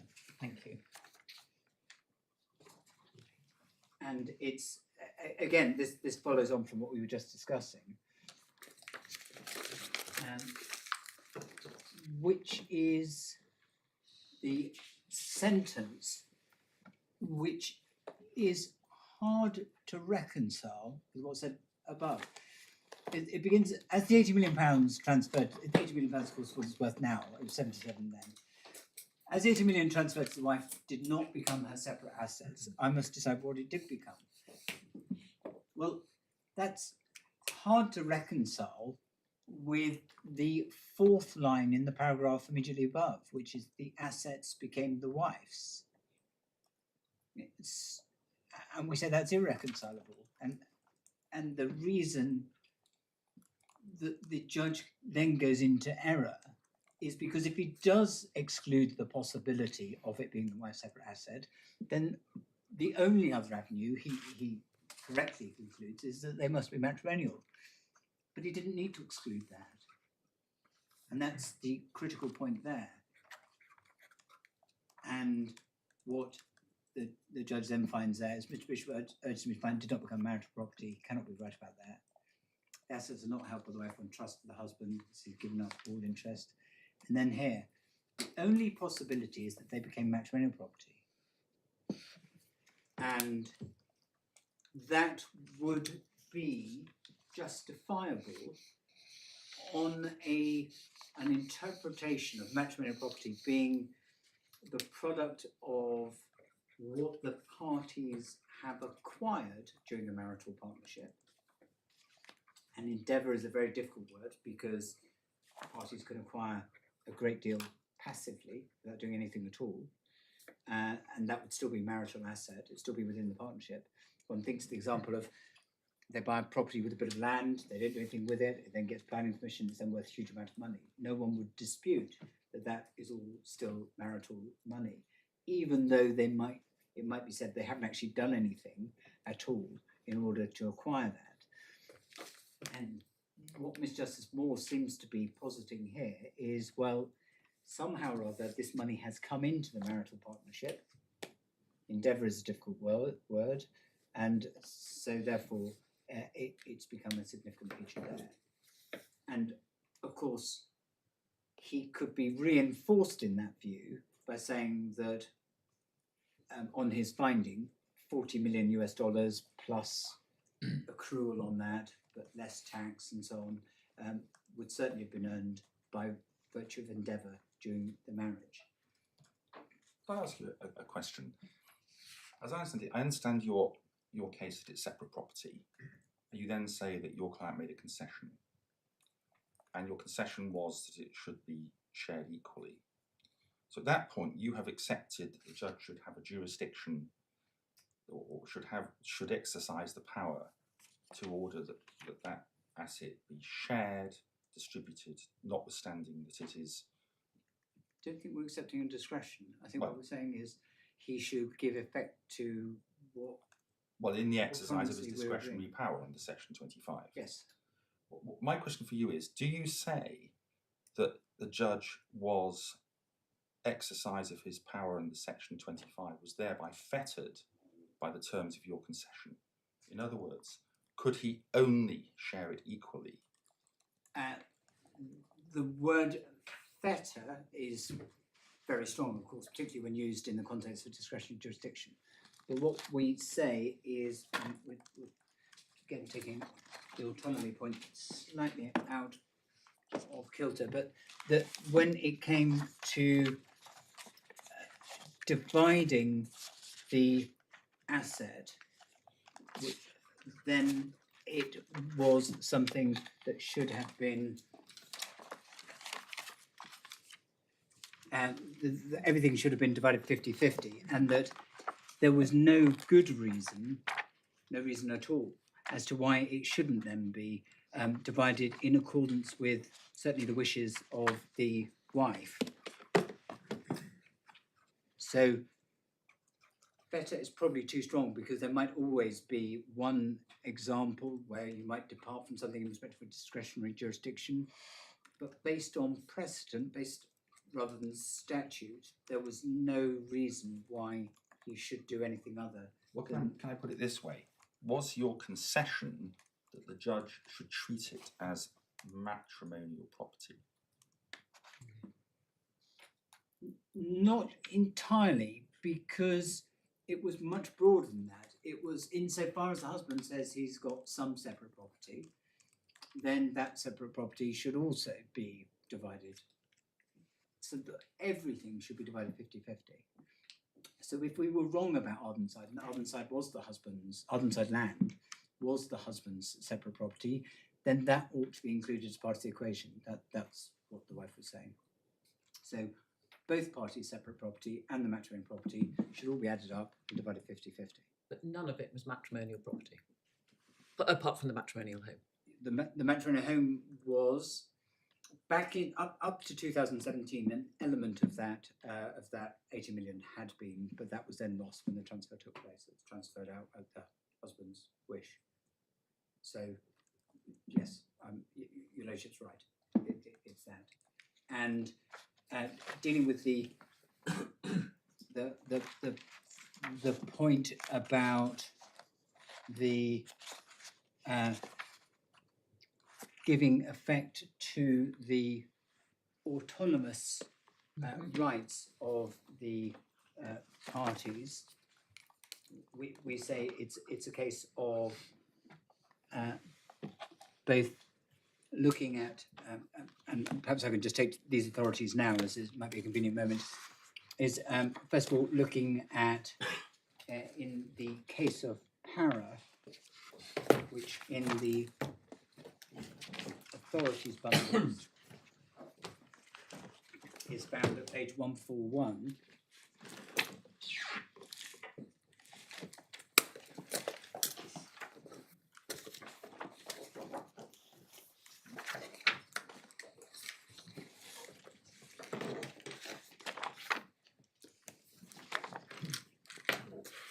And so we said this ought to have been the guide to paragraph 27, where Lord Justice Thorpe says, parties have perhaps unusually ordered their affairs during the marriage to achieve equality and to eliminate any potential for gender discrimination. Just pausing there, we accept that in this case it's a unilateral achievement of that rather than a bilateral one, but the same holds, the principles still hold good. They had in effect elected for a marital regime of community of property. That's what the wife wants to achieve. In such circumstances, what is the need for the court's discretionary adjustative powers? The introduction of the no order principle in section 25 might contribute to the elimination of unnecessary litigation. As a matter of principle, I'm of the opinion that judges should give considerable weight to the property arrangements made during marriage, and in cases where the parties have opted for equality, reserve the exercise of the adjustative powers in those cases where fairness obviously demands some ordering. And can you remind me, was there any what we would now describe as non-marital property in this case? in Para, Yes. I don't think there was, no. It was, Each party owned half the issued shares in the company. indeed. Joint ownership of the land. Yes, yes, indeed. I was just trying to think whether there was some small bits, but no, nothing significant. So that would have been. That's the context. So had the court used its adjustative powers, it probably would have achieved the same result anyway. That's a fair point, which we would embrace. In Miller, paragraph 170, which is found within the authorities bundles at page 55. Lord, page 55, lady, please. This is Lord Mance.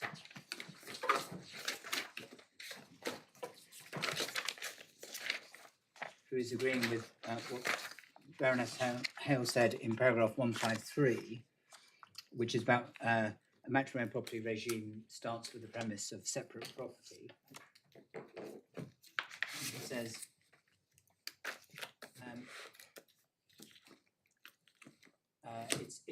it's about 4 lines up from the bottom of paragraph 170, having said about separate property. It says, once needs and compensation have been addressed, the misfortune of divorce would not of itself, as it seems to me, be justification for the court to disturb principles by which the parties had chosen to live their lives while married. The husband, of course, didn't run a needs case.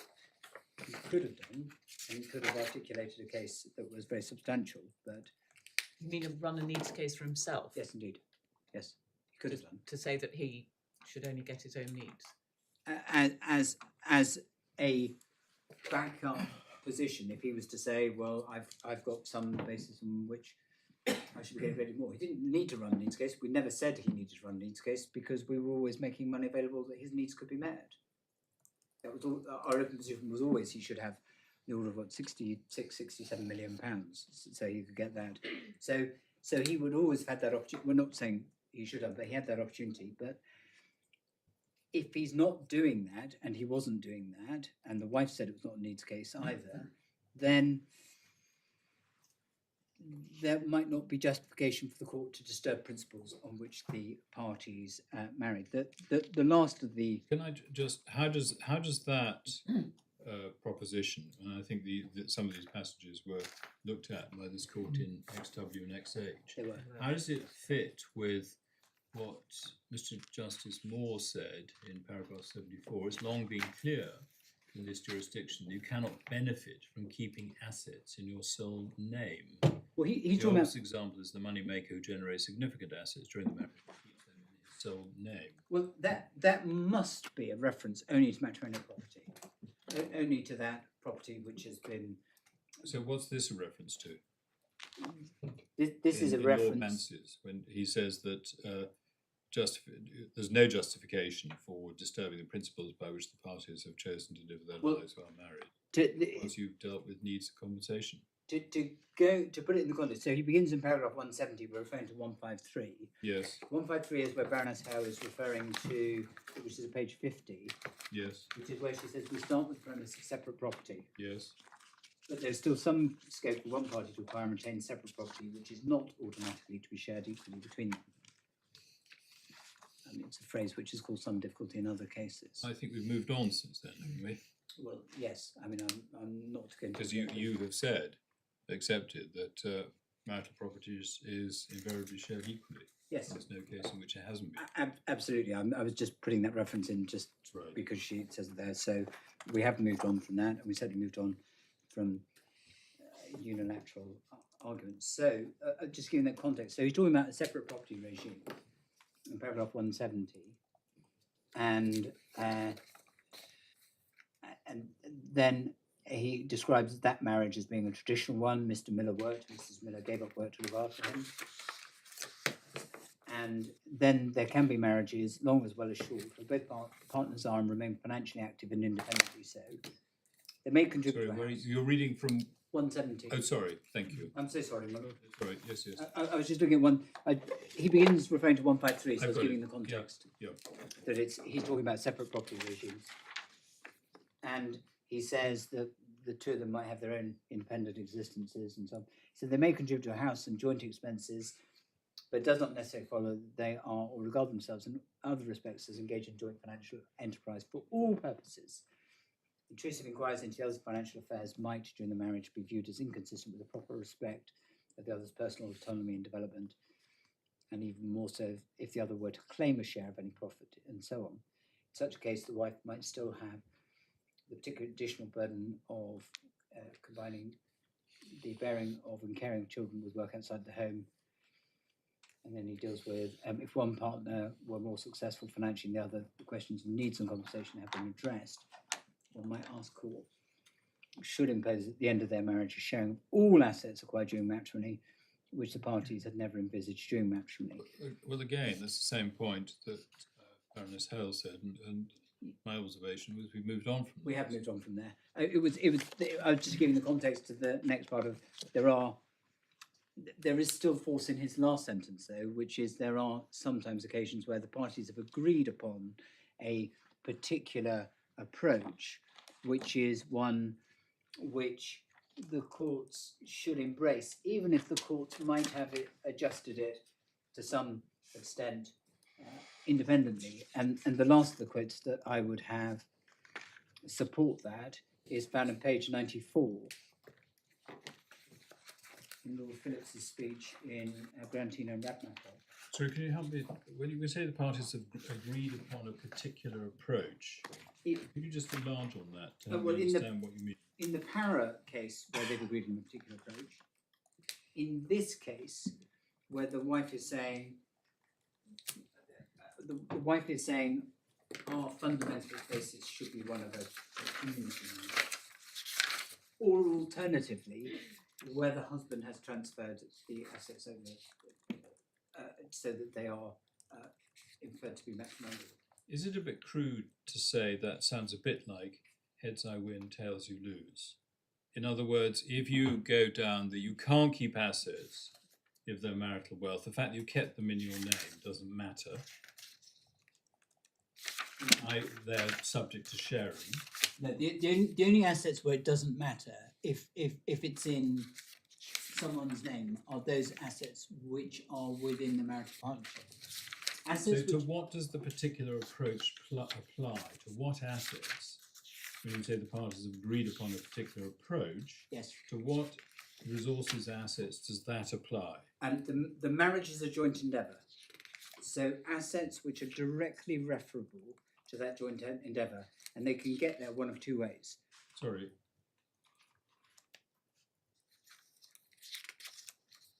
So they're the product of that joint endeavour that is the marital partnership. Yes. And within that, it doesn't matter whose name they're in.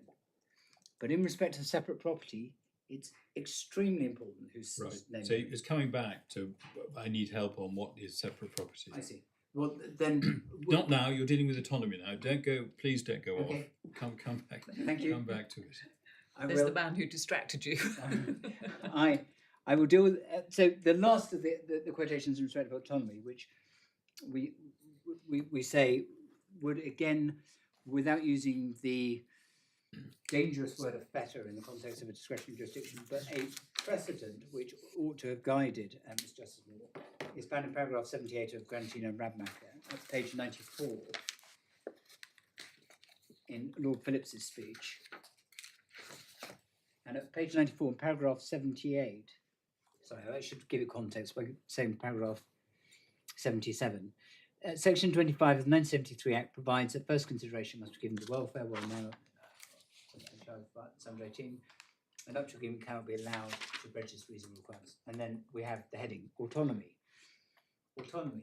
The reason why the court should give weight to a nuptial agreement is that there should be respect for individual autonomy. The court should accord respect to the decision of a married couple as to the manner in which their financial affairs should be regulated. It would be paternalistic and patronising to override their agreement simply on the basis that the court knows best. This is particularly true where the parties' agreement addresses existing circumstances and not merely the contingencies of an uncertain future. And then in 79, that may well be I can answer both autonomy and separate property at the same time. In 79, Lord Phillips goes on to say, under the heading of non-matrimonial property, often parties to marriage will be motivated in concluding a nuptial agreement, and just pausing there, we say any agreement ought to be persuasive to a court. Sorry, any agreement, including all agreements, oral expressions and agreements. Yes. Is Obviously that a fair summary of your submission? It is a fair summary. Obviously, some agreements are going to be broader and more detailed than others, but certainly the extent to which the parties are arranging their financial affairs is a factor to the extent to which the court should be intervening. Can I just be clear, Mr Todd? Are you saying in this relationship and autonomy, this part of your argument, are you saying the autonomy of wife from owning the separate property, choosing to give half to the husband, Yes. that it's in that context? It is, Melody, yes. It's not in the context of where you said this is ours. And it is not in the It's context not in that of context everything. because I'm be concerned about that, because that Yes, I'm doesn't not seem saying to that. tie in with the findings of fact of the judge. I'm aware of the finding facts, and I can't say that. So I think although you did spend some time saying, you know, that's what she wanted, that's what she said, there was an agreement between the parties, that was not accepted by the Yes. judge. And, Correct. and you're not trying to go behind those findings. I'm not at all trying to go behind Good. those findings. I'm just And- so I'm clear. Right, Thank you. and I don't need to. The wife doesn't need to actually justify why she says, I'm giving you a lot of money. But as a matter of law, your submission is that any agreement, including any oral expressions and agreements during the marriage, comes under the heading of autonomy, and the court should respect those, absent good reason, say to the contrary. When that agreement goes to how they regulate their financial affairs, yes. So, I know you're not saying it applies in this case, but I'm just trying to identify the general principle. yes, the So it would apply to this is ours.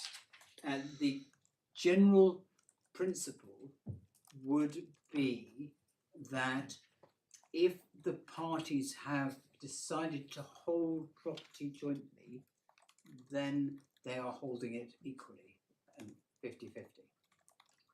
And that should be respected.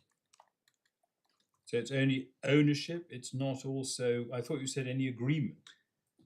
If the parties enter into, this is that difficult exception as to whether or not it's properly described as an exception to matrimonial property or it redefines matrimonial property.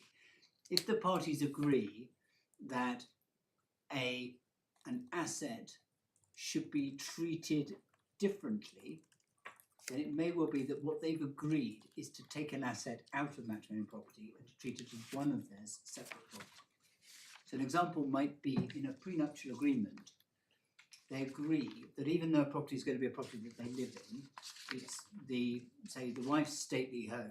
That was the example I was Right. thinking of. That's often what we see is a property that's been in the family for generations. Indeed. So that would, and the effect of that is not to disturb the idea that matrimonial wealth should be divided 50-50. What is to do is to take that out of the matrimonial wealth. I understand that, but you said any agreement. All I'm trying to Well, that's too identify far. is what your submission is, because this is about a written agreement It is. that both parties have on the page in front of them, and the question is, do they understand the full implications of that agreement? When I said, does any agreement, including oral expressions and agreements, properly encapsulate your submission? You said yes. Well, that is in danger of going too far because there So are, what is your submission? Not on the facts of this case, but as a general principle of law, how far does the autonomy argument in your submission go? where the parties have chosen to regulate their financial affairs in a particular way. So where the parties have chosen to regulate their financial affairs in a particular way, then the court should, absent good reason, respect that. Sorry, where the parties have chosen to regulate their Financial affairs financial affairs in a particular way, in a particular way, yes? the court should respect that, absent good reason. And the most obvious good reason is the needs case.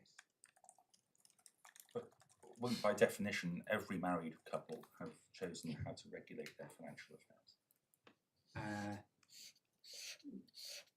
Not every marriage, certainly most marriages would do. Well, however they are regulating their financial affairs is how they have chosen to regulate them, isn't it?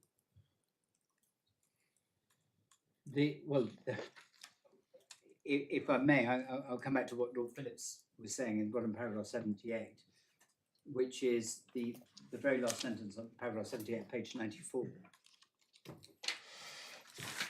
And I don't seek to go beyond what he says here, Yes.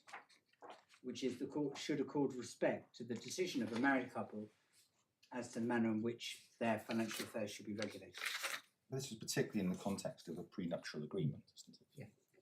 It is in the context of a prenuptial agreement, and it's also in the context of recognising autonomy, which is why it's under the heading of autonomy, because he's saying. But isn't the whole point of Section 25 to disturb the autonomy of the parties, in that they have, in the court, adjusts the position which they have reached by agreement during the course of their marriage? Yes, that's Section 25 has given a blank canvas to the courts. The courts then, applying that other part of our constitution, the rule of precedent, have then sought, as Baroness Hale and indeed Lord Cook I think said so in White as well, and then sets about introducing guidelines which enable the courts to use that power in a way that doesn't result in. Yes, I understand the concept of the doctrine of precedent. I think, though, that what I was asking there is, it seems to me that it can't simply be that you say that the courts will respect the party's autonomy, because every couple will, by definition, autonomously have structured their affairs. It must be something there must be something more to it than that. And it seems to me that certainly in Lord Phillips's judgment, he's addressing a very formal type of autonomous decision to structure in a prenuptial agreement. Now, you may say, well, there was here a decision to structure these assets by way of a transfer to the wife with a view to subsequent transfer to a trust. The problem with that is that there was no agreement as to what the marital nature of those assets would be, at least express. Yeah, there was no. That's right. That's the problem. I've probably taken this point as far as I sensibly can. So I'm going to, if I may,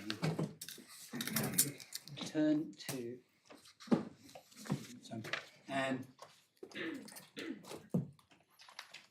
where I was dealing with the position under paragraph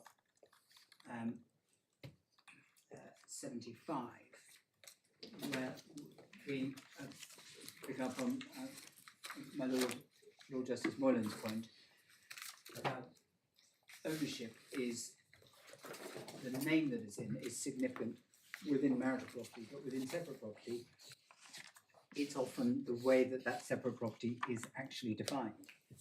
In KNL, for example, it was significant that the property remained in the in that case, wife's sole name. And we then have the difficult part in paragraph 75 as to where the court says the source of the funds must and does remain a very significant factor. It could not be otherwise. Transfer cannot automatically give the recipient a half share without consideration of the Section 25 factors. The Section 25 factors, we would respectfully say, as properly applied, are where it has come into the matrimonial assets, which we join issue with, then it ordinarily ought to be divided 50-50. And where it's separate, then it should stay with that separate person, unless there's something else, such as the party volunteers it, for example. And then when he says to do so, i.e. to depart from 50-50 matrimonial, to do so would be just as wrong as allowing a moneymaker to keep assets earned during the marriage without sharing them with the homemaker. Well, the reason why that's different is because that's marital request. What he's earning there, the moneymaker is making money, which is marital request. That's different to money which is coming in from the separate property. And he then decides not to deal with cohabitation, and I'm not going to deal with it either. But one of the points that he does make, right at the end of the paragraph 75, is whatever I decide, the wife is going to leave this marriage in an infinitely better financial position than she entered it. And we say, with respect to my Lord Mr Justice Moor, that's the wrong perception. What is more significant is she's going to leave the divorce infinitely worse off than she was before. And it's within that context that the discretion under the Matrimonial Causes Act is exercised. So the separate property regime is a current regime. Where are the parties when they come before Mr Justice Moor? And then where is she going to be at the end of it? Well, she's not going to be infinitely better position at that stage. She's going to be infinitely worse position. Her wealth is effectively halved. And we then have the very difficult, again, confusion, we say, of two totally different concepts in paragraph 76, which I'm just doing here to do with Arden side. Yep. In 76, I've already decided that the Arden side land is non-matrimonial. And then he goes on to say, there is absolutely no justification for sharing it. Well, we would agree with that if it was a purely non-matrimonial asset, but he qualifies it in this way. He says there is absolutely no justification for sharing it, given that the wife's needs will be more than adequately covered by the end result of the litigation. Well, that is impossible to reconcile. They're two different languages.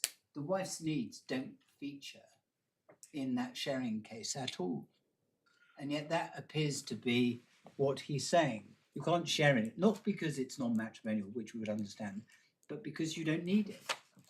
I think that's I don't think that's what he's saying. Well, then He's saying because it's non-matrimonial, and additionally, there's no needs claim. I see. Well, if that's how it's read, I then don't need that to. would be the Perhaps answer. another way would have been to put it. I don't need to invade it. I don't need I see. to. I don't need to invade it because the wife's needs are already Yeah. met. Exactly. Yes, that would be. It's certainly how one I way. read it. Yes, but our main complaint about Arden's side in any event is then found in the next sentence, which is when he says, I'm equally clear that both parties' shares in the farming business have become matrimonial as a result of the placing of A shares in the wife's name.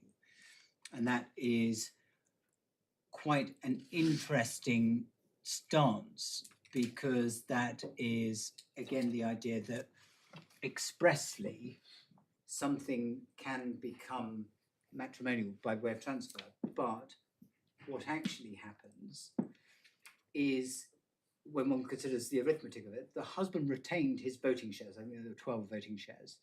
The other shares that single joint expert said were more or less worth the same.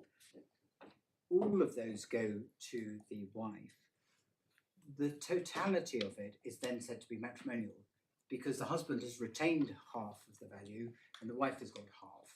And so what has happened there is there's been an express transfer into a matrimonial regime.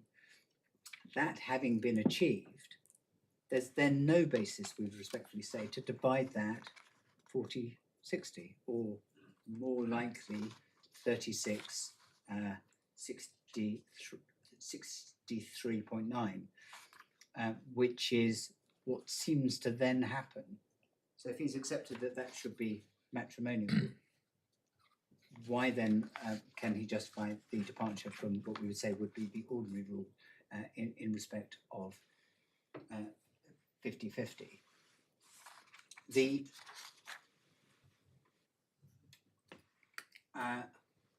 conclusion about, just touching with Arden's side again, is found in paragraph 81, which is where he's already decided that the Arden side is not matrimonial, and therefore he takes it out completely, giving a net figure of 112 million rather than 132 million. And then he says in paragraph 81, of what is now what he's found to be matrimonial, I'm quite clear there should not be an equal division. I found the transferred assets amounting to some 80 million to be matrimonialised, but they're most certainly not matrimonial equest in the standard sense, as they were not all earned during the marital partnership. And that definition is the difficult question of what becomes matrimonial. And what we say the answer is a matrimonial partnership is an endeavour. Of itself, it is an endeavour. Something that comes into that partnership, whether transferred in expressly, or whether the product of that partnership, i.e. by the work that's undertaken, is all matrimonial, and that should therefore then be divided equally between those two parties in respect of that particular asset. When he's dealing with the element of the 80 million, Sorry again, I'm sure you're sick of the sound of our voices, but no, Mr. Todd, just picking a matrimonial partner is of itself an endeavour. yes, That you're saying is a matter of principle, yes, because at paragraph 73, the judge rejected that on the facts of this case. and we say he was wrong to do so. So that's a finding of fact you do seek to go behind. Well, one matter that just picking up paragraph 73, he says in the third line, a very general point. He said the first thing that I need to deal with is the wife's contention this was a partnership marriage, and then he makes the statement, I reject that suggestion as having no basis in fact or law. That suggests there's no such thing, there's no principle. Well, there most certainly is, and indeed in Miller itself, which I think was also quoted extensively in XW, there is, I think it's in paragraph 16,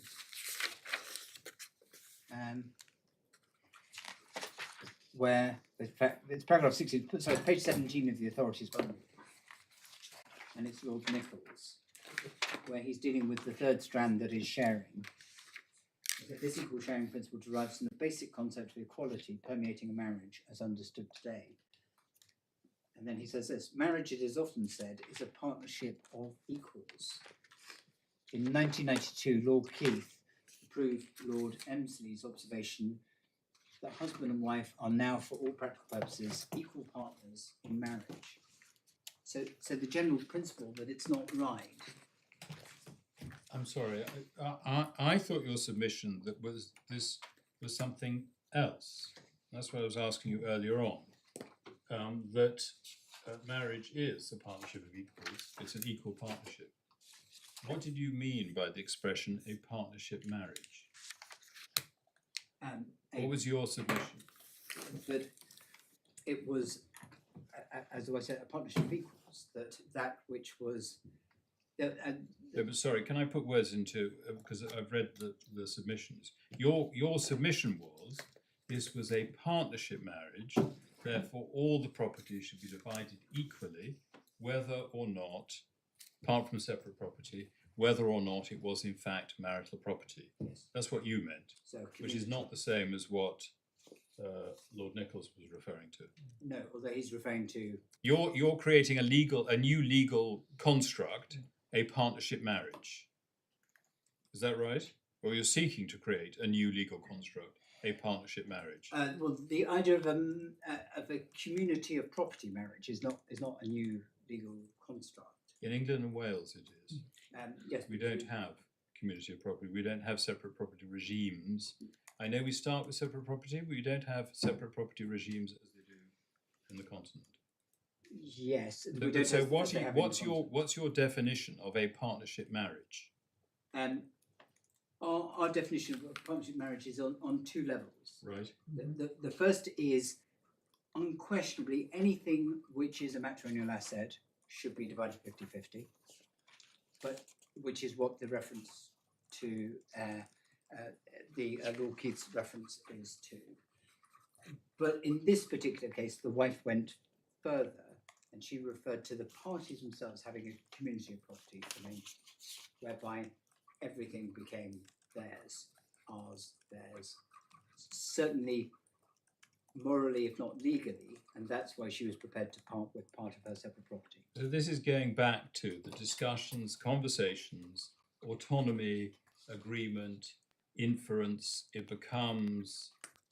It simply explains why she adopts a So particular position. you're saying that a partnership marriage is a marriage, the consequence of which is that all the assets, apart from separate property, which we're going to come to later, all the assets are to be divided equally.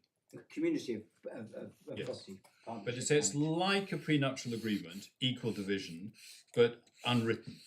That's how she would want it to be treated. Yes. That's So right. if one says a partnership marriage is equivalent to a prenuptial agreement, the effect of which is an equal division of all the parties' wealth other than separate property on a divorce. That's what a community of property marriage would be. Yes. Is there any case in which this concept has been identified? The concept of community of property, The concept of a partnership marriage which is equivalent to a prenuptial agreement, the effect of which is. well, no, and it doesn't need to be, because in the context of this case, the alternative position would be that the wife keeps her separate property, the husband keeps his separate property. So it's the wife in Sorry, effect I'm not- volunteering. I'm not exploring with you at the moment the alternative. I'm just trying to understand what you're saying a partnership marriage is. And it sounds to me that you're saying it reflects an agreement between the parties that they will divide their wealth equally, apart from separate property, on a divorce. As simple as that. Such a thing that can and does exist, yes, and it's a community of property regime. We're not like the continent, but that, of course, is the alternative to the separate property regime. Yeah. As you know, community property regime doesn't of itself determine what happens on divorce. It has an impact on It can divorce do because the claims you have on divorce are different depending on whether the parties have elected for separate property or community of property. But it is not in itself a regime that determines the outcome of divorce. That is a prenuptial agreement. Yes. But you're going further than that, and you're saying a partnership marriage is equivalent to an agreement. We're not saying there's an agreement here which the court has to respect. What we're saying is the wife is volunteering some of her separate property to the husband, and this simply explains her thinking behind it. We don't go further than that. What We don't about the say there was husband's? some- What about the husband's separate property? Well, Was that something? Should that be shared? well, that's how the quantum that she is going to transfer to the husband is calculated. So she says, look at his separate property, look at our matrimonial property, look at my separate property, add it all up, divide it by 2, and I will make up the difference. And that then achieves us both leaving with 50-50. So it's an equal division of all property, Yes, that's all it is. It's not more than that. and it's because it's what you're describing as a partnership marriage. Yes, it's described in the wife's open offer as partnership marriage, but maybe community of property arrangement would be another way of describing And it. that's based on conversations that they had, that everything will be ours. That's how the wife put it. Yes. But So that's not the findings. That's That's not not binding, this I case, but agree. in general, a partnership marriage exists where the parties have an informal arrangement discussion that everything will be theirs. Is that it? It But I'm is. trying to understand how this concept applies more generally in other cases. Yes.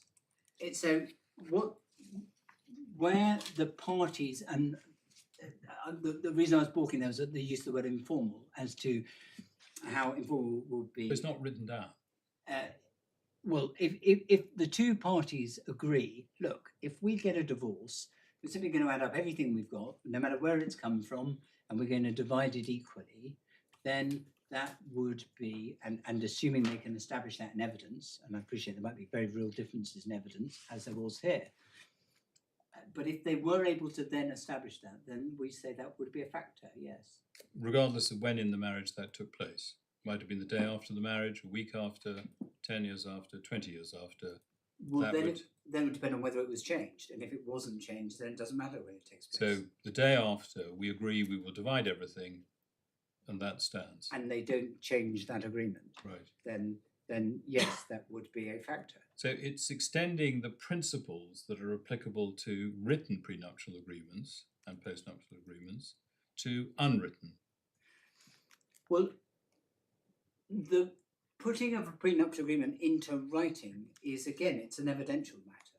In circumstances where both the parties were agreed, so we don't have an evidential dispute, that the two of them sat down and they orally agreed, and they had independent legal advice and they had full disclosure and everything else, so there were no other vitiating circumstances.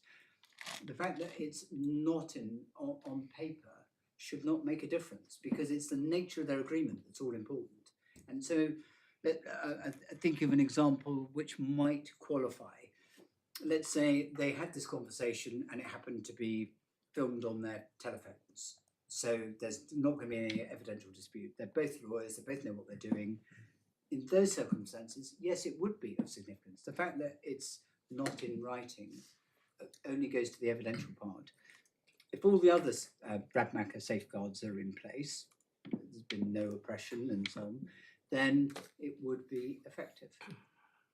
Not quite sure you've appealed paragraph 73. No, we haven't. I just went back to paragraph 73 to touch on understandings of what's meant by partnership. Partnership marriage, that's all. I didn't really mean to spend quite so long on it, just in the context of the loose use of the word partnership. You're stuck with the judge's finding that this is not a partnership marriage.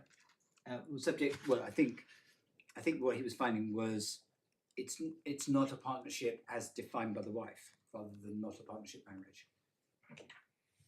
Yes. So,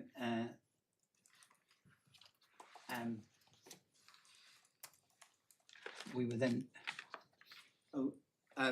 My lady, my lords, I've noticed the time.